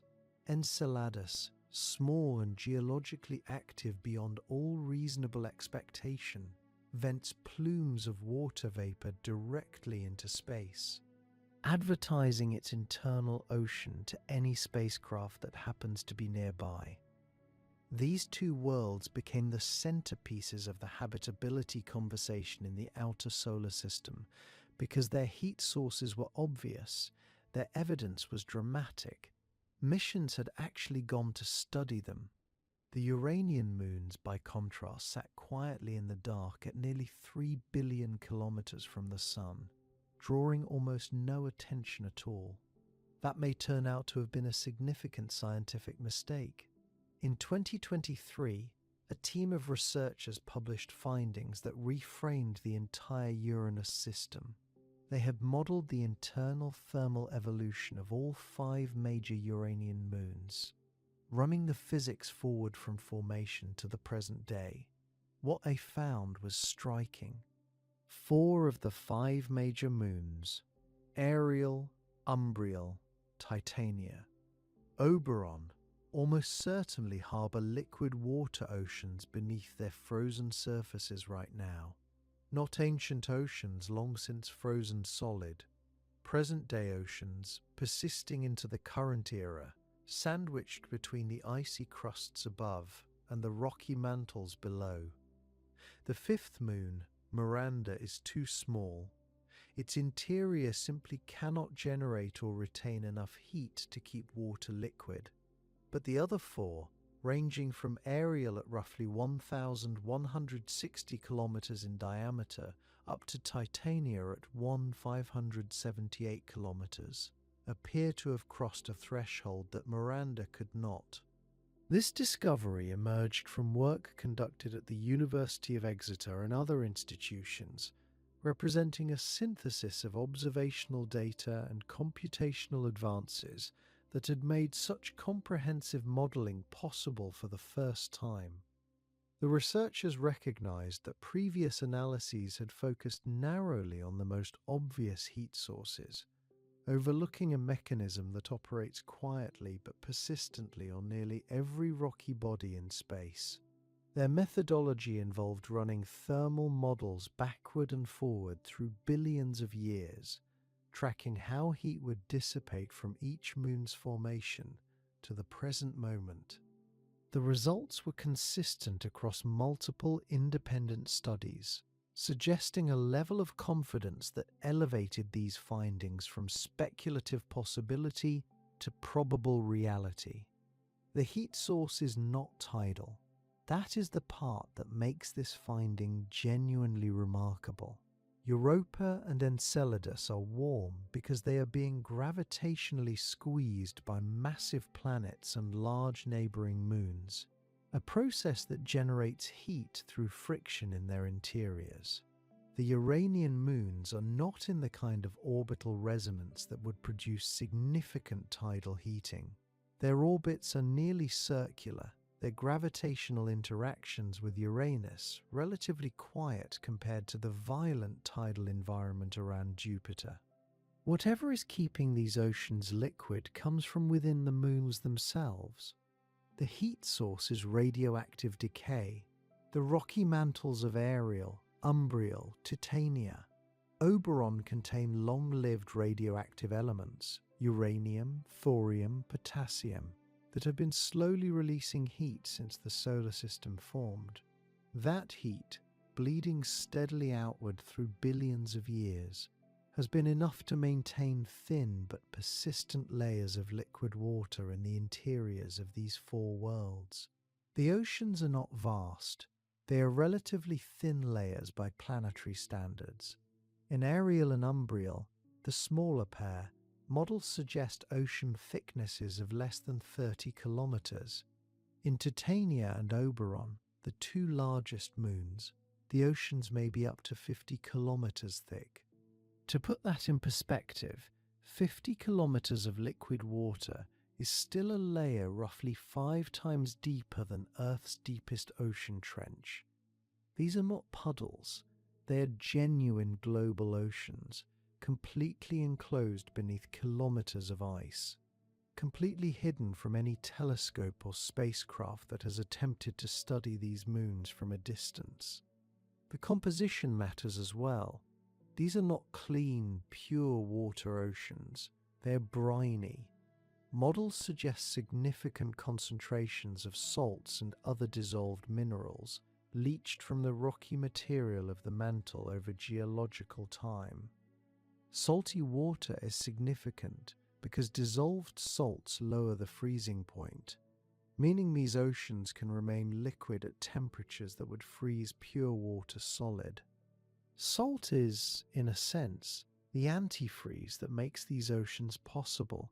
It is also the kind of chemical environment that, on Earth, hosts some of the most extreme and persistent forms of microbial life we have found. The implications of salty oceans extend beyond mere habitability thresholds. Earth's analog environments, such as the subsurface brines found beneath the Atacama Desert or in deep continental aquifers, host diverse microbial communities that thrive in chemical conditions remarkably similar to what models predict for these Uranian oceans. If such life exists beneath Titania or Oberon, it would have evolved in complete isolation for billions of years, developing biochemistry independently from all life on Earth. Such a discovery would answer one of the most profound questions in astrobiology: whether life emerges readily whenever physical and chemical conditions permit it. This brings the conversation to Titania and Oberon specifically.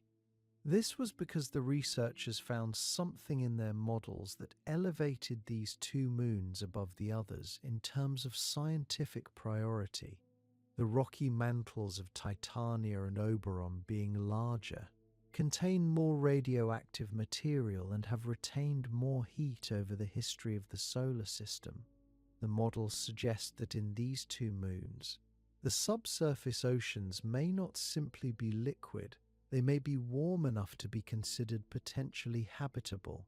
Not warm in any comfortable sense, not hospitable by any standard a human would recognize, but warm enough and chemically complex enough that the basic physical requirements for microbial life as we understand it might be met. Rocky surfaces in contact with liquid water, a persistent heat source, a chemical gradient between the warm rock below and the cold ice above. These are the ingredients that drive life in Earth's deep-sea hydrothermal systems. They may exist right now inside Titania and Oberon. The word habitable carries a specific weight in planetary science. It is worth being precise about what it does and does not mean. Habitable does not mean inhabited. It means that the physical and chemical conditions are consistent with what life requires, at least as far as we understand life's requirements. Finding habitable conditions does not mean life is there. It means we cannot rule it out without investigating further. And the point worth sitting with is this: for 4 decades, The habitability conversation in the outer solar system centered almost exclusively on Europa and Enceladus. Missions were designed around them. Budgets were justified by them. The Uranian moons were not part of that conversation, not because anyone had ruled them out, but because nobody had done the modeling carefully enough to realize what the data was suggesting. Europa's internal ocean has been suspected since Galileo spacecraft measurements in the 1990s confirmed unusual magnetic signatures. Enceladus announced itself dramatically in 2005 when the Cassini spacecraft photographed geysers erupting from its south pole. Both of those discoveries required spacecraft in the right place at the right time to make measurements that revealed what was hidden. The Uranian moons have had no such spacecraft. Everything that led to the 2023 findings came from ground-based telescopes. Archived Voyager 2 data from a flyby that lasted a few hours nearly 4 decades ago. Increasingly sophisticated computational modeling. The ocean layers were not detected directly. They were inferred from what we know about the moon's sizes, compositions, and thermal histories. Direct confirmation would require a spacecraft capable of measuring the gravitational signatures, magnetic responses. Surface chemistry of these moons up close. What makes the 2023 findings particularly significant is the mechanism behind these oceans. If the Uranian moons are maintaining liquid water through radiogenic heating rather than tidal heating, this has implications that extend far beyond the Uranus system. Radiogenic heating is not a special circumstance. It does not require a specific orbital configuration. It does not require proximity to a giant planet running at exactly the right distance. Every rocky body in the solar system, presumably every rocky body around every star in the galaxy, contains radioactive elements that generate heat. The question is whether the body is large enough to retain that heat long enough to matter. If moons of the size of Ariel and Umbriel, moons smaller than Earth's moon, can maintain liquid water through radiogenic heating alone for billions of years, then the number of potentially habitable environments throughout the solar system and beyond becomes very much larger than most models have assumed. Europa and Enceladus required lucky orbital circumstances. The Uranian moons, apparently, required only that they be big enough. That is a very different and far more common condition. It suggests that habitable subsurface oceans may exist on icy moons throughout the outer solar system, not just the ones lucky enough to orbit in a resonance that drives tidal heating. It suggests that the habitability conversation has been too narrow, focused on the loudest and most dramatic examples while overlooking worlds that were quietly meeting the same basic requirements through slower, less obvious means. The timing of the 2023 study is notable. It arrived just as the scientific community was formally reassessing priorities for the exploration of the outer solar system. It added considerable weight to arguments for sending a dedicated mission to Uranus. The fact that 4 of its major moons now appear to carry subsurface oceans transforms Uranus from an interesting but scientifically secondary target into a system where the questions about habitability are directly comparable to what drives the Europa Clipper mission and the upcoming investigations of Enceladus.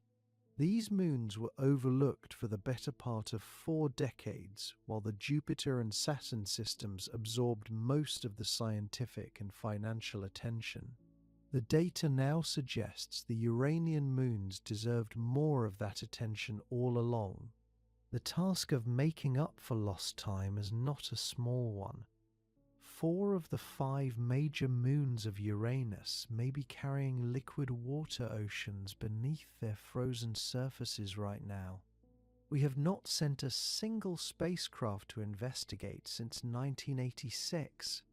The word volcano carries a specific image: molten rock, tremendous heat, ash clouds rising into the sky, and none of that applies to what is probably happening on the surfaces of at least some of the Uranian moons. The process is called cryovolcanism, and the name is almost deceptively simple.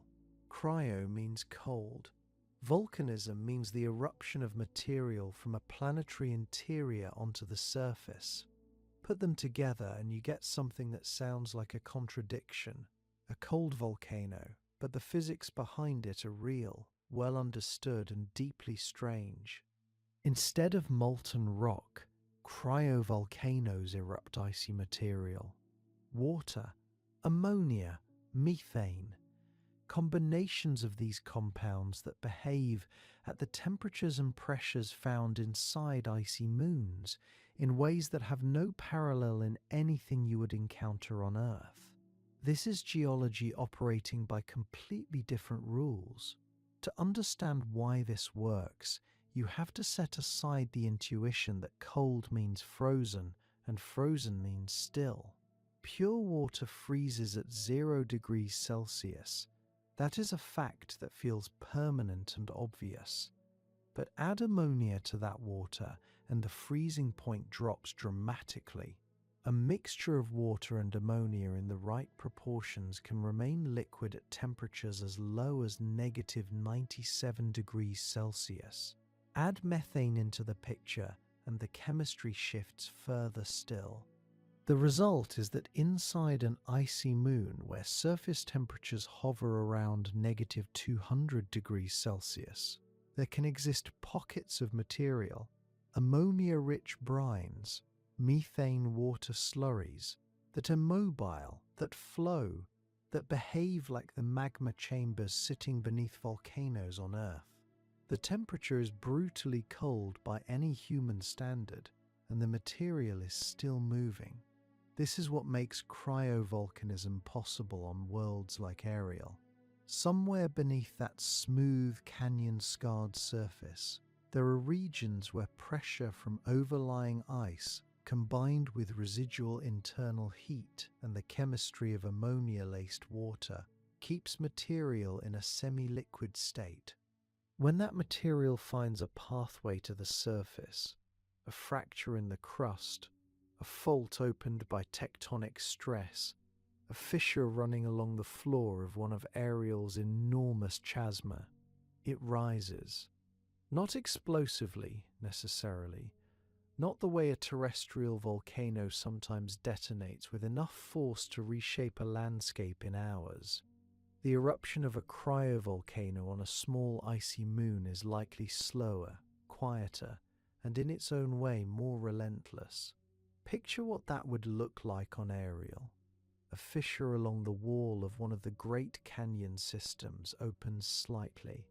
Stress accumulated over thousands of years finally finding release. From deep within that crack, material begins to move upward. It is a slurry, part liquid, part suspended ice crystals, rich in ammonia and water. As it rises toward the surface, pressure drops.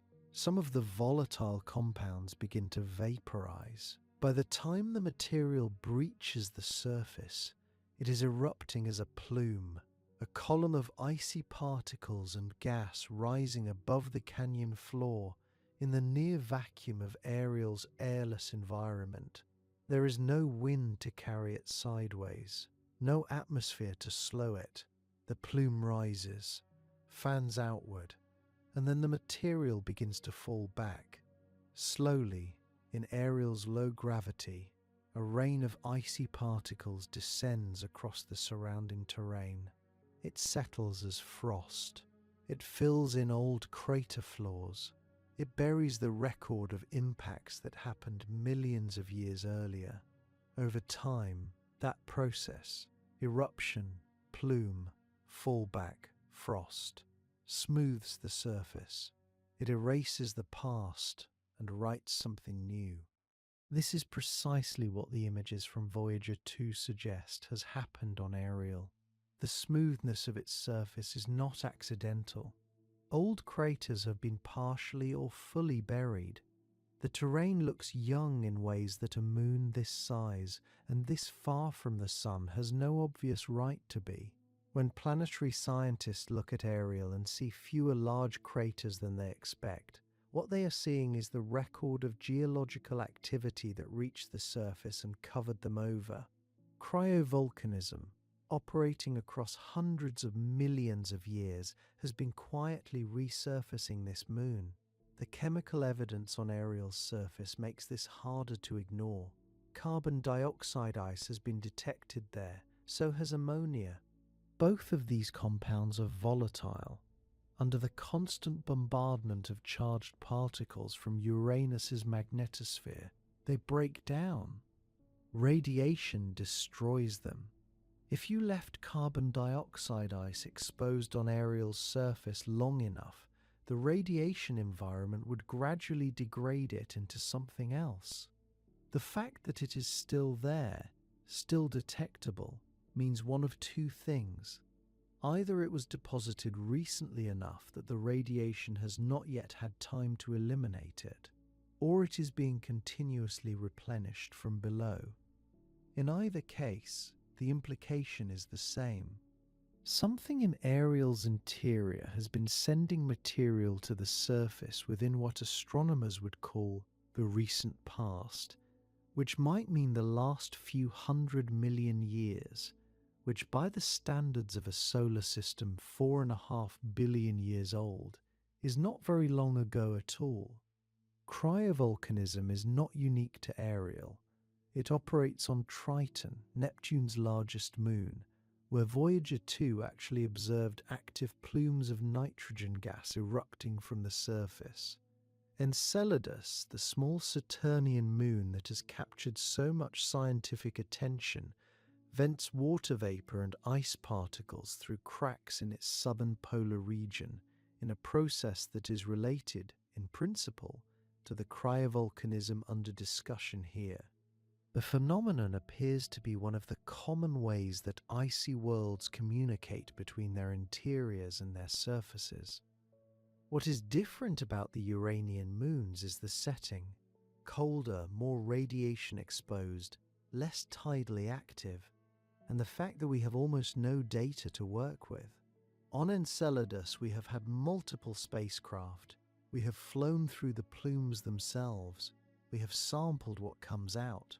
On Ariel, we have photographs taken during a few hours of closest approach nearly 4 decades ago, and we are reading chemistry from those images the way a doctor tries to read a patient's history from a single blurry X-ray.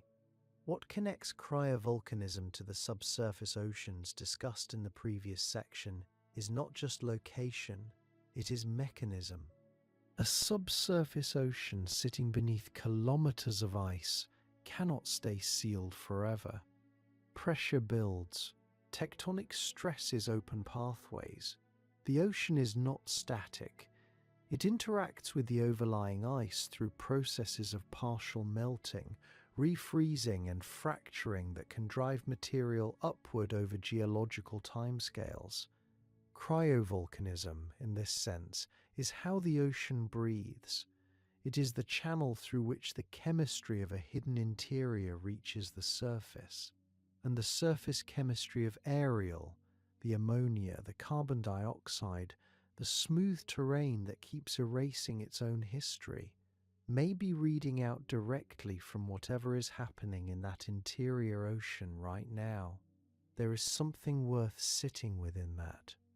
A world whose surface temperature is cold enough to freeze ammonia solid is apparently, underneath, running a geological communication system between a buried liquid ocean and a frozen surface. Material is rising. Frost is accumulating. The terrain is being rewritten. None of this happens fast by any human standard. None of this would look dramatic if you watched a single year go by. But stretched across millions of years, cryovolcanism on Ariel is as consequential to that moon's surface as any volcanic system on Earth has ever been to ours. It reshapes, it resurfaces, it destroys the record of what came before and replaces it with something new. The question of how widespread this process is across the Uranian system is one that current data cannot fully answer. Ariel shows the strongest evidence. Miranda's coronae, those strange concentric ridges and valleys with no clear counterpart anywhere else in the solar system, may themselves be the surface expression of ancient cryovolcanic upwelling, material pushed from below that created new terrain at the surface and then froze in place.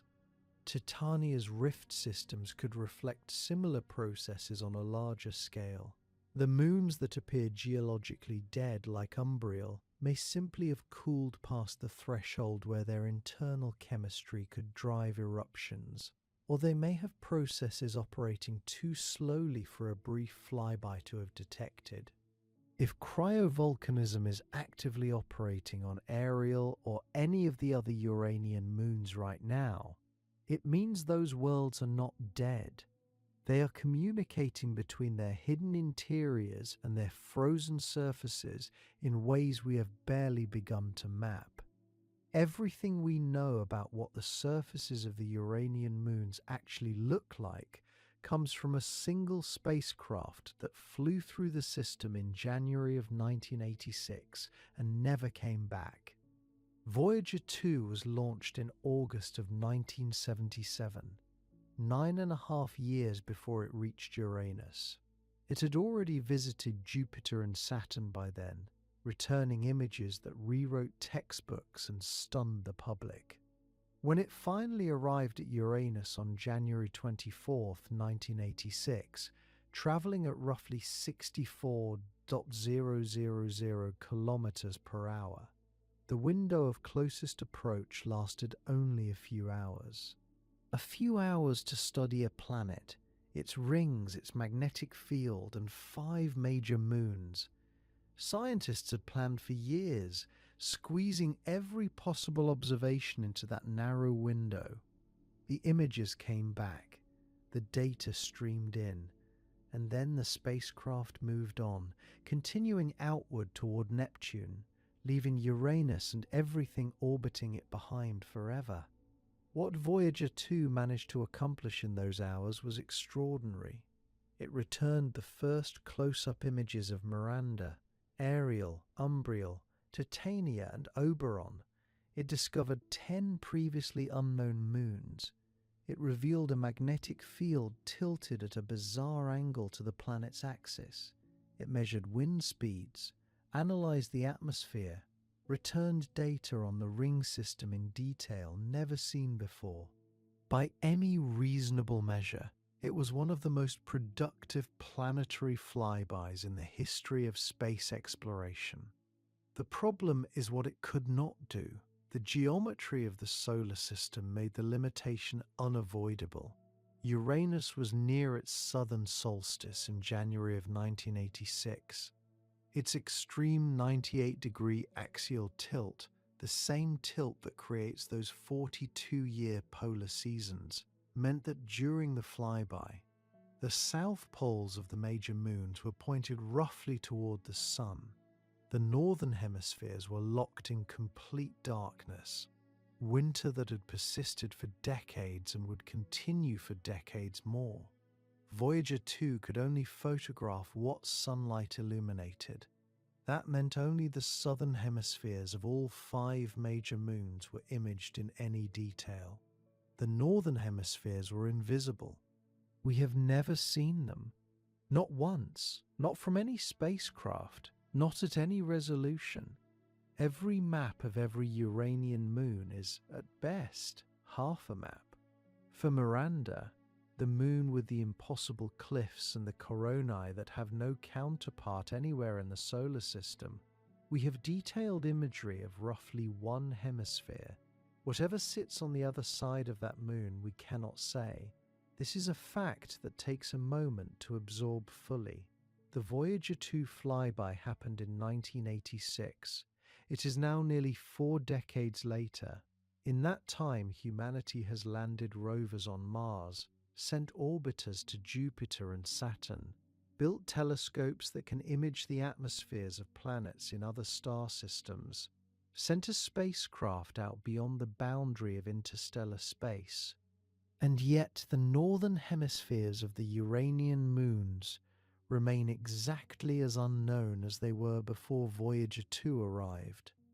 The Hubble Space Telescope can detect that these moons exist and can measure faint signatures of their composition from reflected light, but it cannot resolve surface features.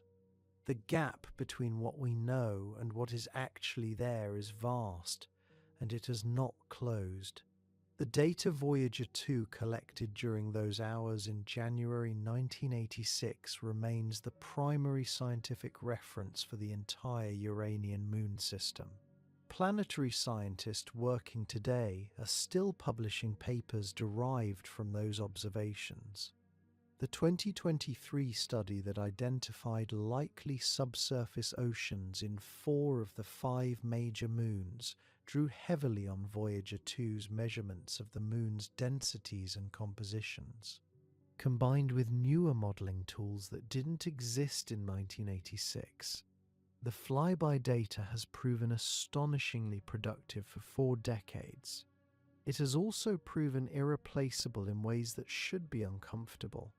Science does not typically rely on a single observation from 40 years ago as its primary source of truth for an entire planetary system.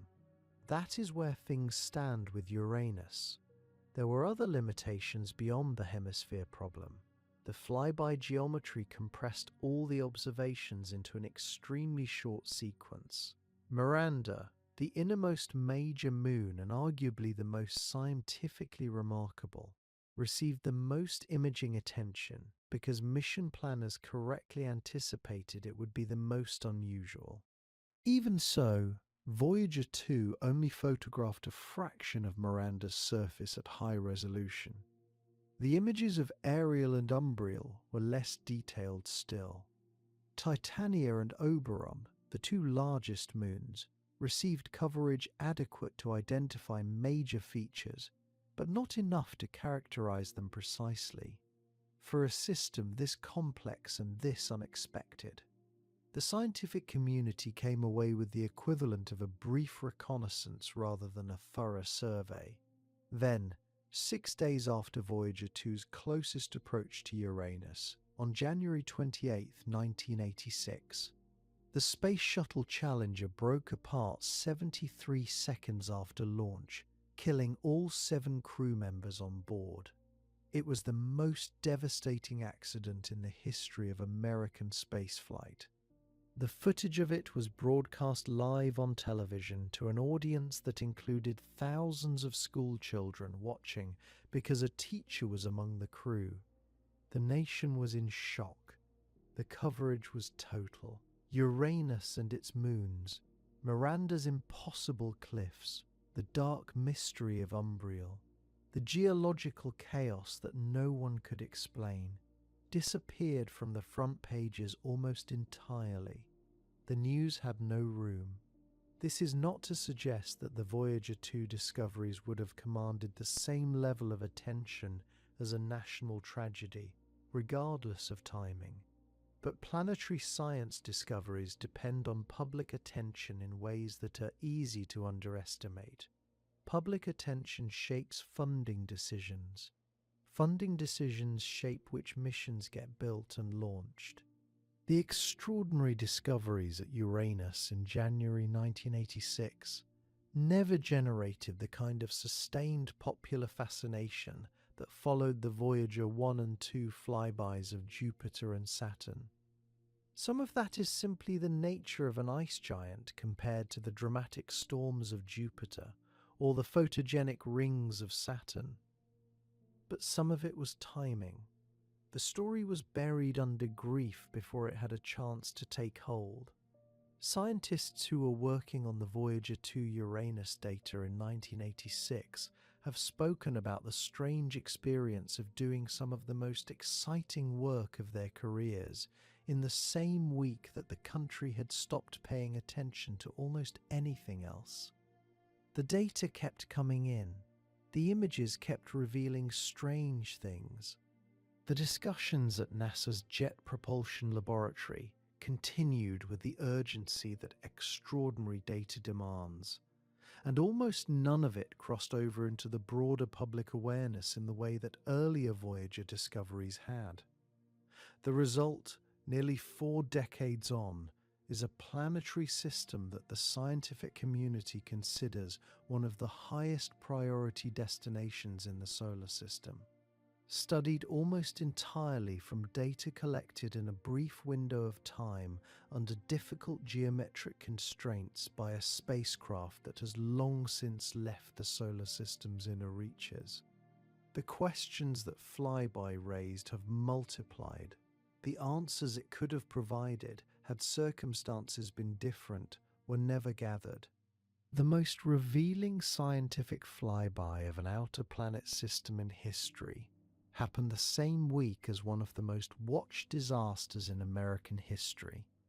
The discoveries have been living in the shadow of that timing ever since.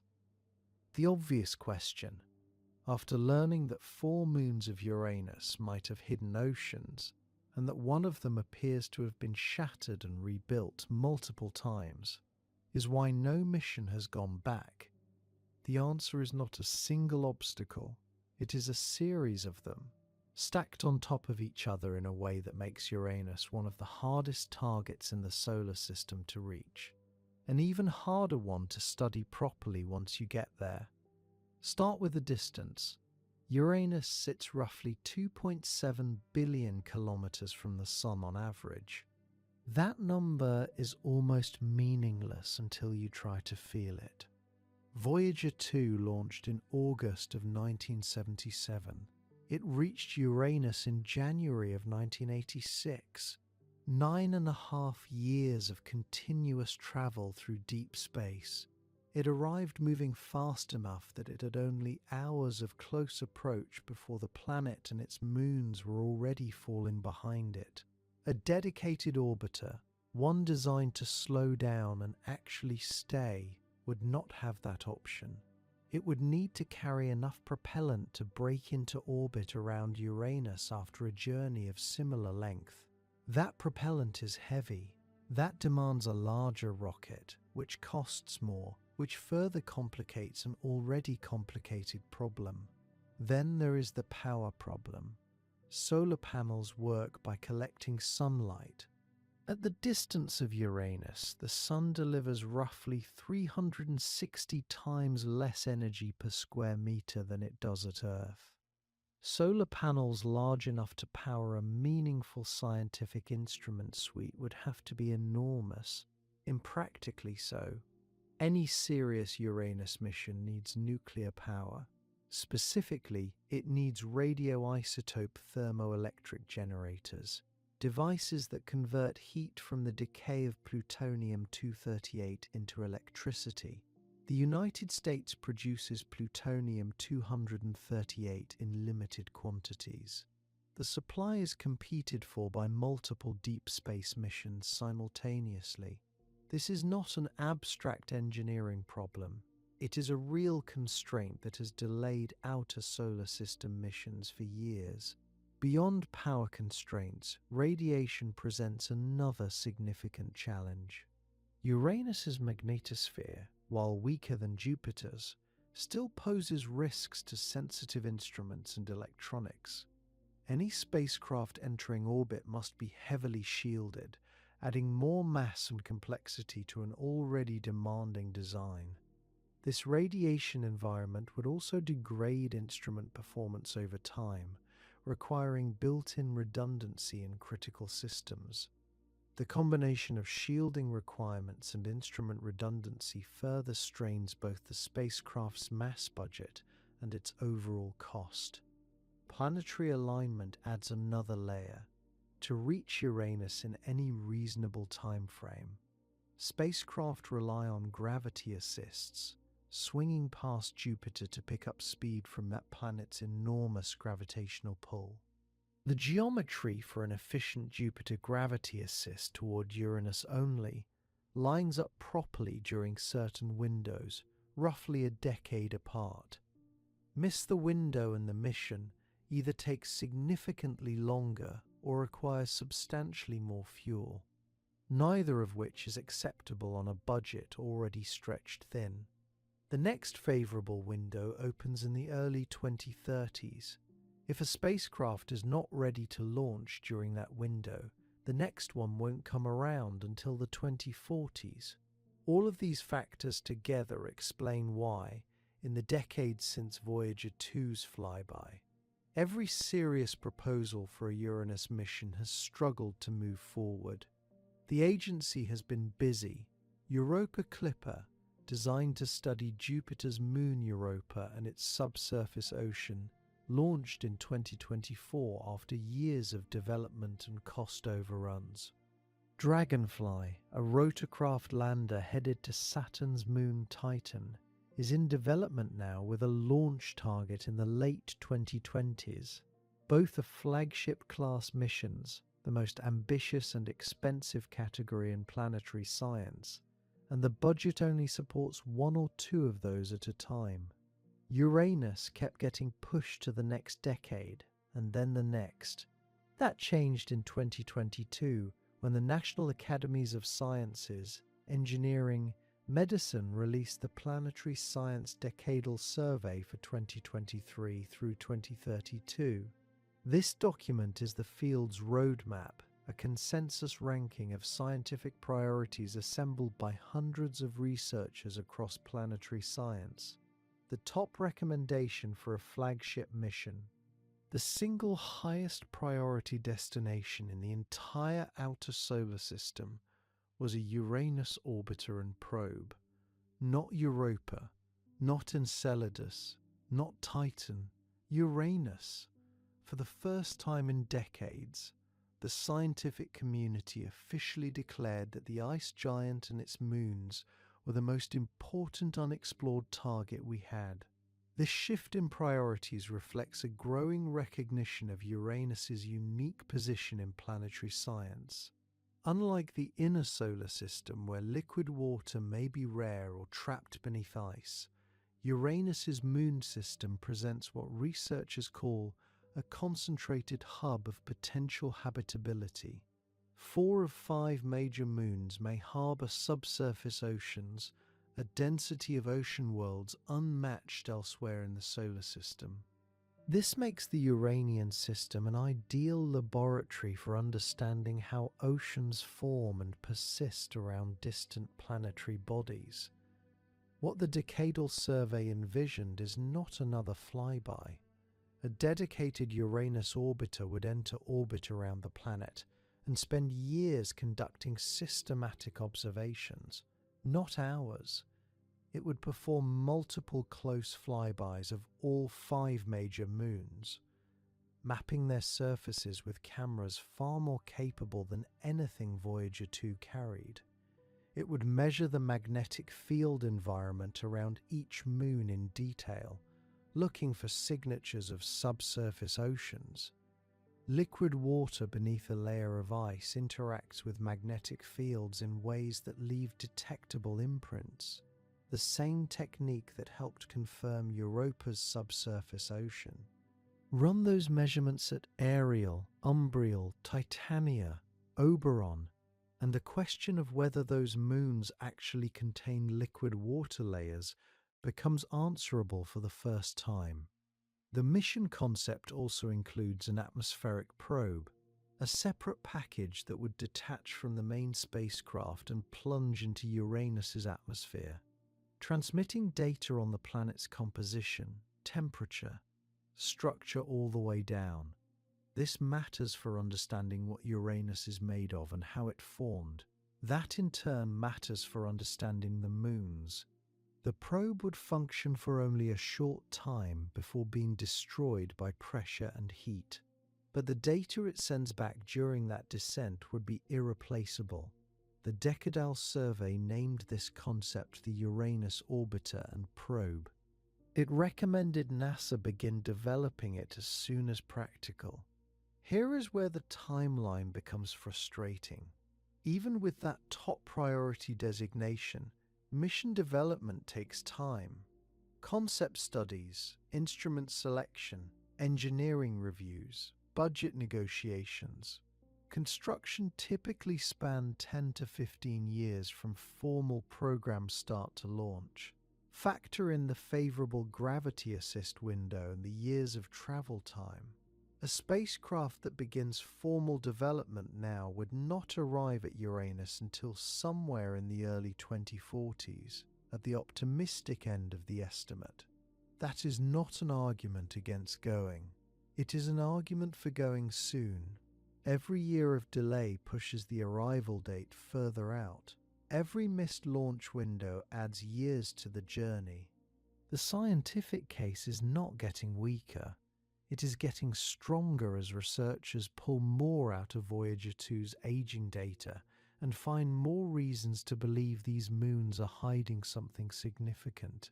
A moon system where 4 of 5 major bodies may carry liquid oceans, where one moon shows evidence of active cryovolcanism, where another appears to have been catastrophically shattered and rebuilt multiple times.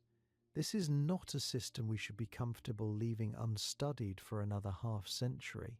The moons of Uranus are the highest priority unexplored destination in the solar system, according to the people who set those priorities, and the earliest a spacecraft could possibly arrive to start answering the questions is the 2040s.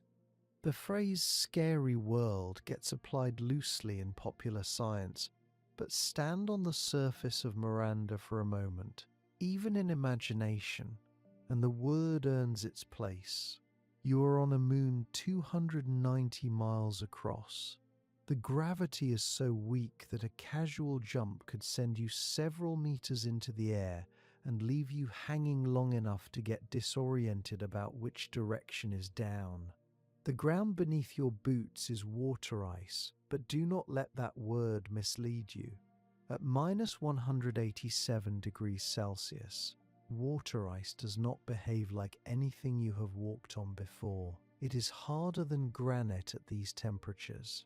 It will not yield, will not creak, will not shift.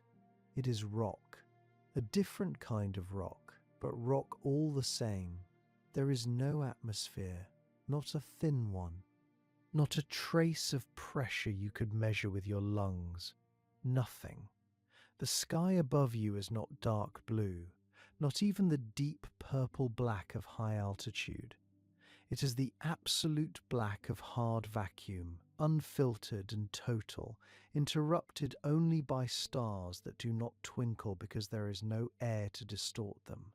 They burn cold and perfectly still. Look up, and Uranus fills a section of that black sky that is unlike anything a human being has seen from the surface of a natural world. The planet is enormous from here, not the small disk that distant planets show from Earth, but a genuine presence overhead, banded and blue-green, tilted catastrophically on its side. The rings are visible but just barely. Edge on from Miranda's surface, they appear as thin, dark lines drawn across the planet's equator with a careful hand. Barely there, almost illusory. If you did not know to look for them, you might miss them entirely. Now walk toward the edge of Verona Rupace. The cliff does not announce itself gradually. The terrain simply ends. 5 kilometers of vertical drop, straight down into shadow. Stand one step back from that rim and consider what lies in front of you. The Grand Canyon, one of the most dramatic landscapes on Earth, has walls roughly 1.8 kilometers high. The cliff you are standing above is nearly 3 times that height on a moon small enough that you could theoretically see its curvature from where you stand. Drop a rock off the edge. On Earth, that rock hits the ground in about 2 seconds from 1 story up. Here, because gravity is so faint, that rock would fall for roughly 10 minutes before reaching the bottom. You would lose sight of it long before it arrived. The canyon below is so deep and so shadowed that whatever exists at its floor has probably not seen direct sunlight in a very long time. This is not a metaphor for isolation. It is the literal geometry of the place. Radiation makes it worse. Uranus has a magnetosphere, a magnetic field generated by its interior, and like Jupiter's and Saturn's, that magnetosphere traps charged particles and accelerates them into high-energy belts surrounding the planet. The moons orbit directly through this radiation environment. On Miranda's surface, with no atmosphere and no magnetic field of its own, there is nothing standing between you and a continuous stream of energetic particles raining down from above. Over time, this radiation breaks apart complex molecules on the surface. It darkens and chemically alters the ice. It is one of the reasons all 5 major Uranian moons are so dark, so non-reflective. The radiation has been working on their surfaces for billions of years, and the result is a skin of chemically processed material that absorbs most of the light that reaches it. The surfaces of these worlds are dark in part because they have been bombarded by radiation long enough to fundamentally change their chemistry. Consider the seasons. Because Uranus orbits with a 98-degree axial tilt, its poles point almost directly at the Sun during each solstice. The moons orbit within Uranus's equatorial plane. This means that for 42 years at a stretch, one hemisphere of each moon faces almost entirely away from the Sun. Not nighttime in the sense of a daily cycle, not winter in the sense of a few months of shortened days. 42 years of continuous darkness, followed by 42 years of continuous sunlight, followed by darkness again. During the dark phase, temperatures on the night hemisphere drop even further below the average. During the light phase, the Sun is so distant, nearly 3 billion kilometers away, that even in full sunlight, the surface receives only about 0.1% of the energy that Earth does per square meter. The Sun from Uranus is a bright star, not a warm disk. It gives light. It does not give heat in any amount a human body would recognize. Ariel, Umbriel, Titania, Oberon, each of these worlds sits in this same environment, each one subjected to the same 84-year seasonal cycle, the same radiation bath, the same near absolute zero temperatures. Titania is the largest, at 1,578 kilometers in diameter, and even its greater mass does not insulate it from the fundamental reality of being this far from the Sun. The rifts crossing Titania's surface opened under geological forces from within, not from warmth arriving from outside. Whatever is moving inside these worlds is doing so in spite of the cold, not because of any external energy source. Oberon, the outermost of the 5, sits even further from Uranus and experiences all of the same conditions with even less tidal influence from the planet. Its surface is ancient and heavily cratered, a record of impacts stretching back billions of years, mostly unchanged. There is a particular quality to the silence on these worlds that is worth dwelling on. Silence on Earth is never total. Air transmits sound, and there is always something moving air somewhere. On Miranda, there is no air.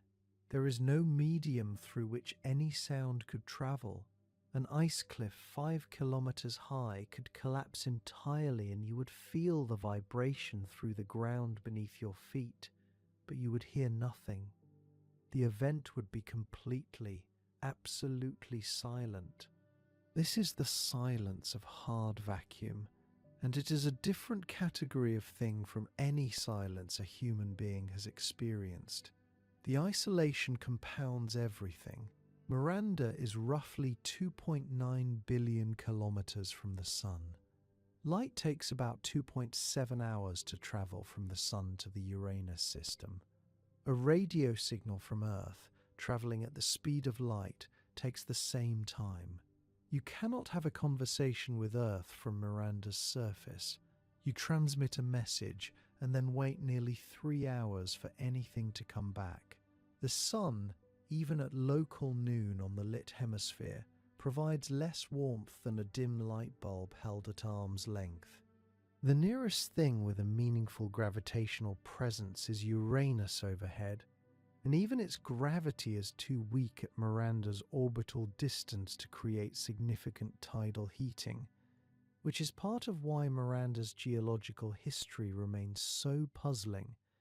What these moons share is a kind of indifferent hostility, not designed to be dangerous, not working against you in any directed sense, simply operating under physical conditions that are so far outside the parameters of human life that every familiar reference point breaks down.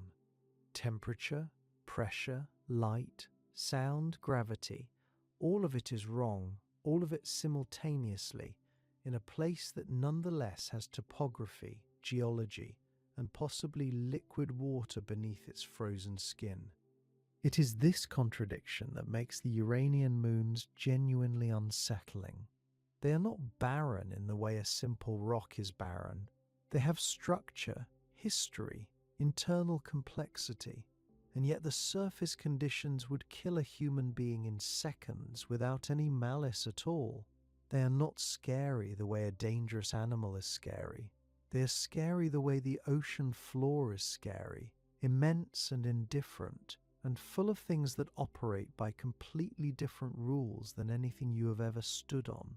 To understand why the Uranian moons are the way they are, you eventually have to confront a question about Uranus itself, specifically, why it is spinning sideways. Every other planet in the solar system rotates on an axis that is more or less upright relative to the plane of its orbit. Some lean a little. Earth tilts about 23 degrees.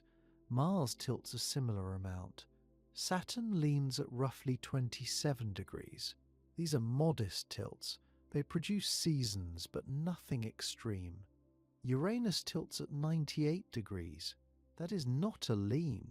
That is a planet lying almost completely on its side, rolling around the sun like a ball knocked off a table. Nothing about that configuration is normal. And for decades, the question of how a planet ends up oriented that way has been one of the stranger puzzles in planetary science. The leading answer involves a collision. Not a small one. The leading models require something roughly the size of Earth, possibly larger, striking Uranus early in the solar system's history when giant impacts were still common. The young solar system was a violent place. Debris from planet formation was still flying in all directions. Objects the size of continents, the size of moons, the size of planets were crossing each other's paths constantly. Something in that chaotic period hit Uranus at an angle steep enough and at a velocity sufficient to tip the entire planet onto its side. The impact would have been among the most violent events in the history of this solar system, and its consequences did not stop at Uranus. They radiated outward through everything orbiting it. Think about what that kind of impact does to a moon system. If Uranus already had moons when the collision happened, the shockwave of energy released would have passed through the entire system like a shudder. Orbital configurations that had been stable would have been scrambled. Some moons might have been ejected entirely. Others might have had their orbits dramatically reshaped. The debris thrown off by the impact itself, vaporized rock, shattered ice, ejected material from Uranus's outer layers, would have spread through the surrounding region, mixing with whatever moons already existed and forming new bodies from the resulting cloud of wreckage. This is where the moons become part of the story in a way that goes beyond simply orbiting a tilted planet. Some models suggest that the current 5 major moons are not survivors of the pre-impact era. They may be products of the impact itself, partially or entirely reformed from debris, assembled in the aftermath of the collision, built from a mixture of the original moon material and the ejected matter from the impact. If that is true, it changes how you read every strange feature on every moon in the system. Miranda's chaotic terrain, the jumbled patchwork of old and young surfaces, the coronae with no clear origin, the landscape that looks assembled from mismatched pieces, would be a direct physical consequence of that primordial catastrophe. Ariel's geological activity, which seems too vigorous for a moon its size and distance from the Sun, might reflect the fact that it formed from material that was still hot and chemically disordered when it first came together. The unusual darkness of the moons, the way their surfaces absorb light rather than reflecting it, might be a signature of their mixed and violent origins. Not everyone agrees with the impact reformation model. The alternative is tidal evolution, a slower, less dramatic process in which the moons formed alongside Uranus in a more conventional way, and their unusual characteristics developed over billions of years of gravitational interaction with the planet and with each other. In this model, Miranda's shattered appearance comes from subsequent bombardment and tidal heating, not from the original formation event. The geological activity on Ariel reflects tidal flexing over long timescales, not a hot and chaotic birth. The moons evolved into their current states rather than being built into them. Under this framework, the energy from Uranus's own internal heat, combined with gravitational stresses from nearby moon companions, could have generated sufficient warming to drive the geological processes we observe today.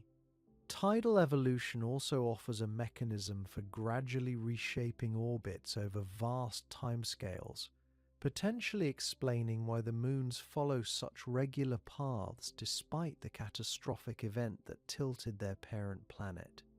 The problem is that both explanations leave things unexplained. The impact model struggles to account for the very regular, nearly circular orbits the major moons currently follow. If they reformed from chaotic debris, you might expect more irregular orbital configurations. The tidal evolution model struggles to explain why so many of the moons show signs of activity that seems too intense for their size and distance from a planet not nearly as gravitationally dominant as Jupiter. Neither framework fits the data cleanly. Neither one has been ruled out. The moons of Uranus exist in that uncomfortable scientific space where the evidence is real, the measurements are solid, but the explanation remains genuinely open. There is a broader reason to care about this question beyond understanding the Uranus system specifically. Uranus and Neptune are classified as ice giants, a category distinct from the gas giants Jupiter and Saturn.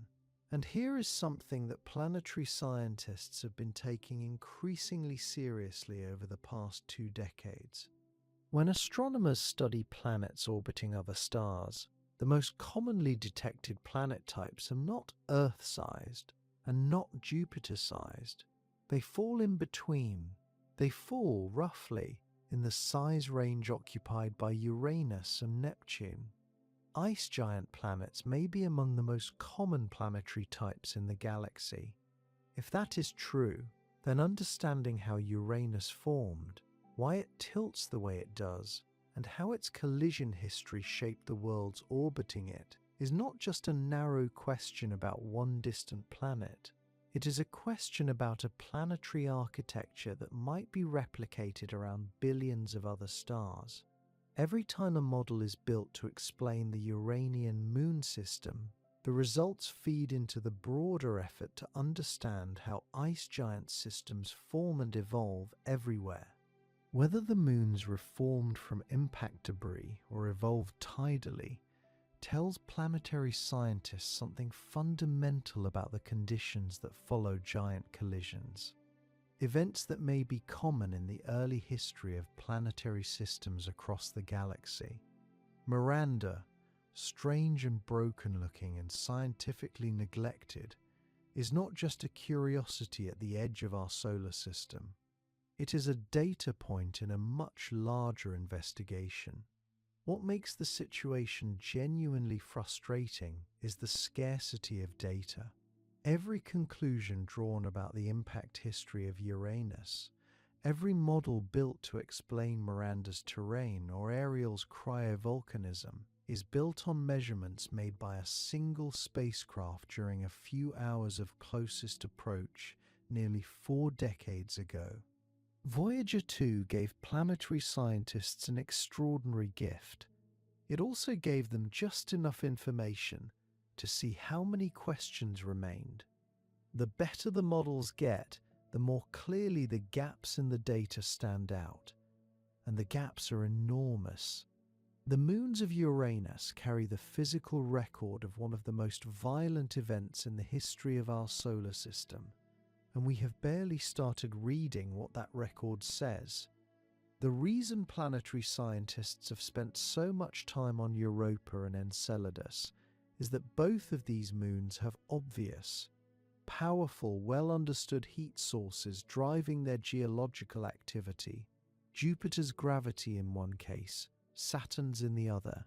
Europa is locked in a gravitational tug-of-war with Jupiter and its neighbouring moons, Io and Ganymede. That orbital resonance squeezes Europa continuously, generating enormous internal heat through tidal flexing. The result is a liquid ocean beneath the ice that may be twice the volume of all Earth's oceans combined. Enceladus is doing something similar around Saturn.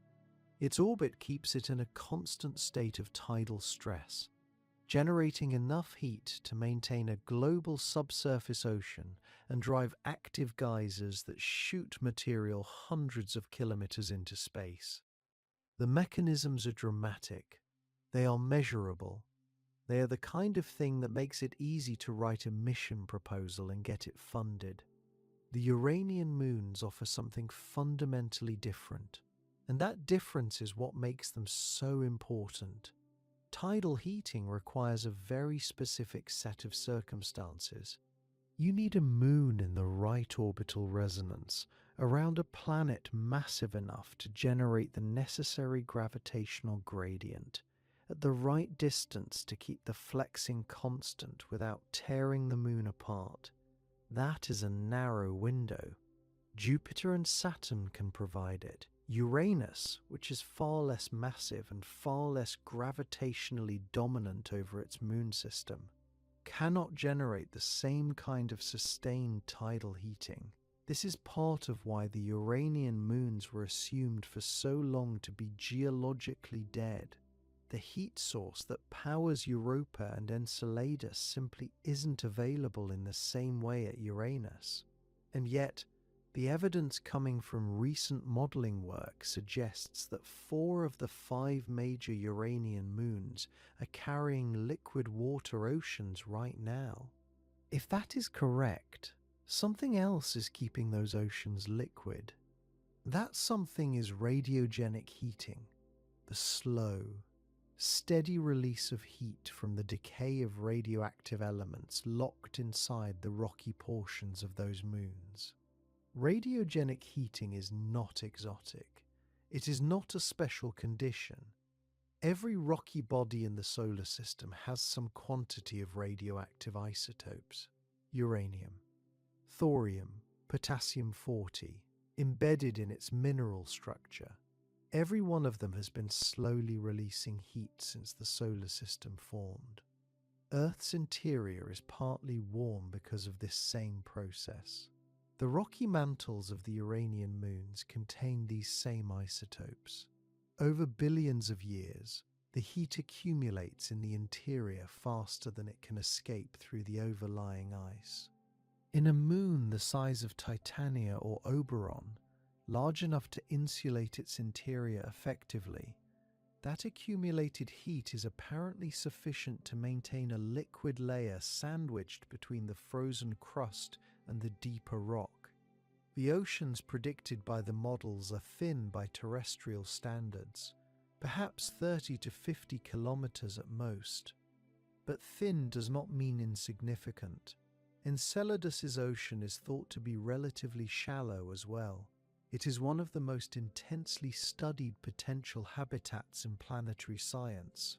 What this means for the broader picture of where life might exist in the universe is difficult to overstate. Tidal heating from a large planet is a geographically specific phenomenon. To benefit from it, a moon has to be in a precisely tuned orbit around a sufficiently massive body. The number of moons in any given planetary system that satisfy those requirements is small. Radiogenic heating has no such requirement. It is a function of composition and size, not of orbital architecture. Any icy moon large enough to insulate its interior and rocky enough to carry a meaningful inventory of radioactive material has the potential to maintain liquid water beneath its surface, regardless of what planet it orbits, regardless of where in a solar system it sits. If that principle holds at Uranus, it likely holds elsewhere on a scale that changes how scientists think about the prevalence of habitable environments throughout the galaxy. Consider what the outer solar system actually looks like from this angle. Beyond the orbit of Neptune, the Kuiper belt contains billions of icy bodies. Some of them are large enough to qualify as dwarf planets. Pluto, Eris, Makemake, Sedna. These are worlds composed of rock and ice, carrying radioactive material in their interiors, orbiting far from the Sun and far from any massive planet. If radiogenic heating alone is sufficient to maintain subsurface oceans on Titania and Oberon, it raises a serious question about whether some of the largest Kuiper belt objects might harbor liquid layers as well. The same question extends to the icy moons of ice giant exoplanets that astronomers now believe may be among the most common types of planets in the galaxy. Uranus and Neptune analogues appear to be extraordinarily abundant in the data from exoplanet surveys. Each one of those planets, wherever it orbits, likely carries its own retinue of icy moons. If those moons follow the same physics as Titania and Oberon, the number of potentially habitable ocean worlds in the galaxy grows substantially. This is why the neglect of the Uranian system carries a cost beyond just the planetary science of one corner of one solar system. Europa and Enceladus dominate the habitability conversation, partly because their heat sources are visible and active and easy to point to. The geysers of Enceladus are real and directly observable. The tidal flexing of Europa can be calculated from first principles with high confidence. The Uranian moons present a quieter case. No visible geysers, no obvious tidal activity. Just a slow and patient accumulation of internal heat over 4.5 billion years. That quietness is easy to dismiss. It is harder to dismiss now that the modeling work is pointing toward oceans on 4 separate worlds that have no business being geologically interesting by the old assumptions. There is a version of the habitability question that has always been slightly too narrow. It focused on moons close to giant planets, in specific resonant orbits, being continuously squeezed by tidal forces. That picture is not wrong. Europa and Enceladus are genuine candidates for harboring life. The evidence for that is strong, but it may be incomplete. The Uranian moons suggest that the minimum requirements for a subsurface liquid ocean are less demanding than that picture implied. You need sufficient size. You need sufficient rock. You need sufficient insulation. Time does the rest. 4 billion years of slow radioactive decay, trapped beneath kilometers of ice, apparently produces enough heat to keep water liquid in places where no one expected to find it. The search for life beyond Earth has always been constrained by assumptions about where the conditions for life can exist. Those assumptions have been revised repeatedly. Mars was thought too cold and dry until evidence of ancient liquid water emerged. The gas giant moons were ignored until Voyager changed that. Now the Uranian moons are pushing the boundary again. Each revision expands the territory. Each expansion increases the probability that somewhere in the vast inventory of icy, rocky, slowly heating worlds scattered across the galaxy, something more than chemistry is happening. If icy moons can maintain liquid oceans through nothing more exotic than the slow decay of radioactive elements in their rocky cores, then habitable environments might be hiding throughout the outer solar system in places that have barely been discussed. 5 moons, 5 completely different worlds. Almost everything we know about all of them came from a spacecraft that spent a few hours nearby almost 4 decades ago. That fact becomes more difficult to accept the longer you sit with it. Miranda has canyon walls dropping 5 kilometers into airless darkness. Ariel carries carbon dioxide ice on its surface that should not still be there. Umbriel glows with one unexplained bright ring against an otherwise uniformly ancient face. Titania shows rifts pulling its crust apart from the inside. Oberon holds a mountain 6 kilometers high on a world that has been frozen solid since the early solar system. Every one of these facts comes from the same narrow window of observation. A few hours in January of 1986, when Voyager 2 swept through the system and kept moving. That is all we have. That is the entire foundation. What is genuinely strange about this situation is not the ignorance itself. Science accumulates knowledge slowly. Distant worlds take decades to reach and years to study. The strangeness is that in those few hours, Voyager 2 found enough to produce nearly 4 decades of argument, revision, surprise. And scientists are still working through the same data set. The 1986 flyby was not a conclusion. It was an opening move in a conversation that has barely progressed since. Consider what Miranda alone represents. A moon 290 miles across should, by every reasonable physical expectation, be a quiet and uniform frozen rock. Bodies that small do not retain enough internal heat to drive geology. There is no tidal squeeze from a nearby large moon creating friction in the interior. The sun at this distance delivers almost nothing in terms of warming energy. And yet Miranda has the most extreme topographic relief, relative to its size, of any solid body yet measured in the solar system. The coronae, those concentric ridged formations with no exact parallel anywhere else, sit pressed against ancient, heavily cratered terrain with sharp boundaries between them. As if different chapters of a history book were printed on the wrong pages and bound together anyway. Whether this came from repeated catastrophic shattering and gravitational reassembly, or from tidal churning when Miranda's orbit was more eccentric, or from some combination of processes that no model has fully captured. The answer is not settled. Ariel went further. Its surface is the youngest looking of the five, scraped clean by geological processes operating long after the period of heavy bombardment ended. The canyon systems crossing its face are consistent with a world being pulled apart from underneath.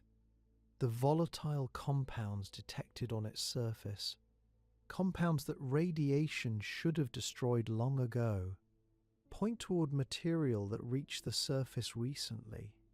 In planetary science terms, recently can mean within the last few 100 million years. But even that is striking. Ariel appears to have been geologically communicating with its own interior within a time frame that makes it an active world, not a dead one. And we have not looked closely at it since a spacecraft that launched in 1977 spent a handful of hours in its vicinity. Umbriel stayed quiet, ancient, dark, heavily cratered, apparently unchanged across billions of years. The kind of world that confirms expectations. And then wonder, a bright ring sitting against the dark surface with no confirmed explanation. Fresh ice, salt deposits from a subsurface source, some volatile that radiation has not yet had time to erase. The explanations exist. None of them are proven. Umbriel spent the entire video as the boring one. It still has a feature that nobody can account for. Titania and Oberon, the two largest, the ones that should be most similar to each other given their comparable sizes and shared formation environment, they diverged. Titania shows rifts indicating internal forces still reshaping its crust. Oberon is a frozen archive, ancient craters sitting undisturbed, a 6-kilometer mountain rising from the surface. Beneath all of it, a subsurface ocean that may be as much as 50 kilometers thick. Both moons, along with Ariel and Umbriel, appear to be carrying liquid water right now, kept from freezing by the slow, steady release of heat from radioactive decay in their rocky cores. 4 worlds in this system, 4 hidden oceans, none of them visited since 1986. There is something almost confrontational about that number. The outer solar system has been partially mapped, partially understood, partially explored, and the Uranian moons sit at the far edge of that partial picture. The least studied major moon system we have, with liquid water apparently present on 4 of the 5 bodies and no approved mission currently in transit to examine any of them. The Planetary Science Decadal Survey named a Uranus orbiter the top priority flagship mission for the coming decade. Even if that mission receives full funding immediately, the earliest it could arrive to begin serious study is somewhere in the 2040s. The questions that Voyager 2 raised in 1986 will have gone unanswered for 60 years by the time a spacecraft is in a position to actually investigate them. Miranda's impossible cliffs will still be there. Ariel's young surface will still be there. The fluorescent Cheerio on Umbriel's southern hemisphere will still be there. The briny oceans sandwiched beneath ice and above rock on Titania and Oberon will still be there, slowly maintained by heat coming from decaying elements in the interior, in complete indifference to whether any instrument has ever detected them. These are not hypothetical places. They are real, measured, mapped in the rough sense that a few hours of flyby data allows. Sitting at roughly 3 billion kilometers from the Sun and waiting with no particular urgency for whatever comes next. The data from those few hours is still being analyzed, still yielding new findings. The worlds that produced it are still out there, waiting, frozen, full of things we have not figured out yet.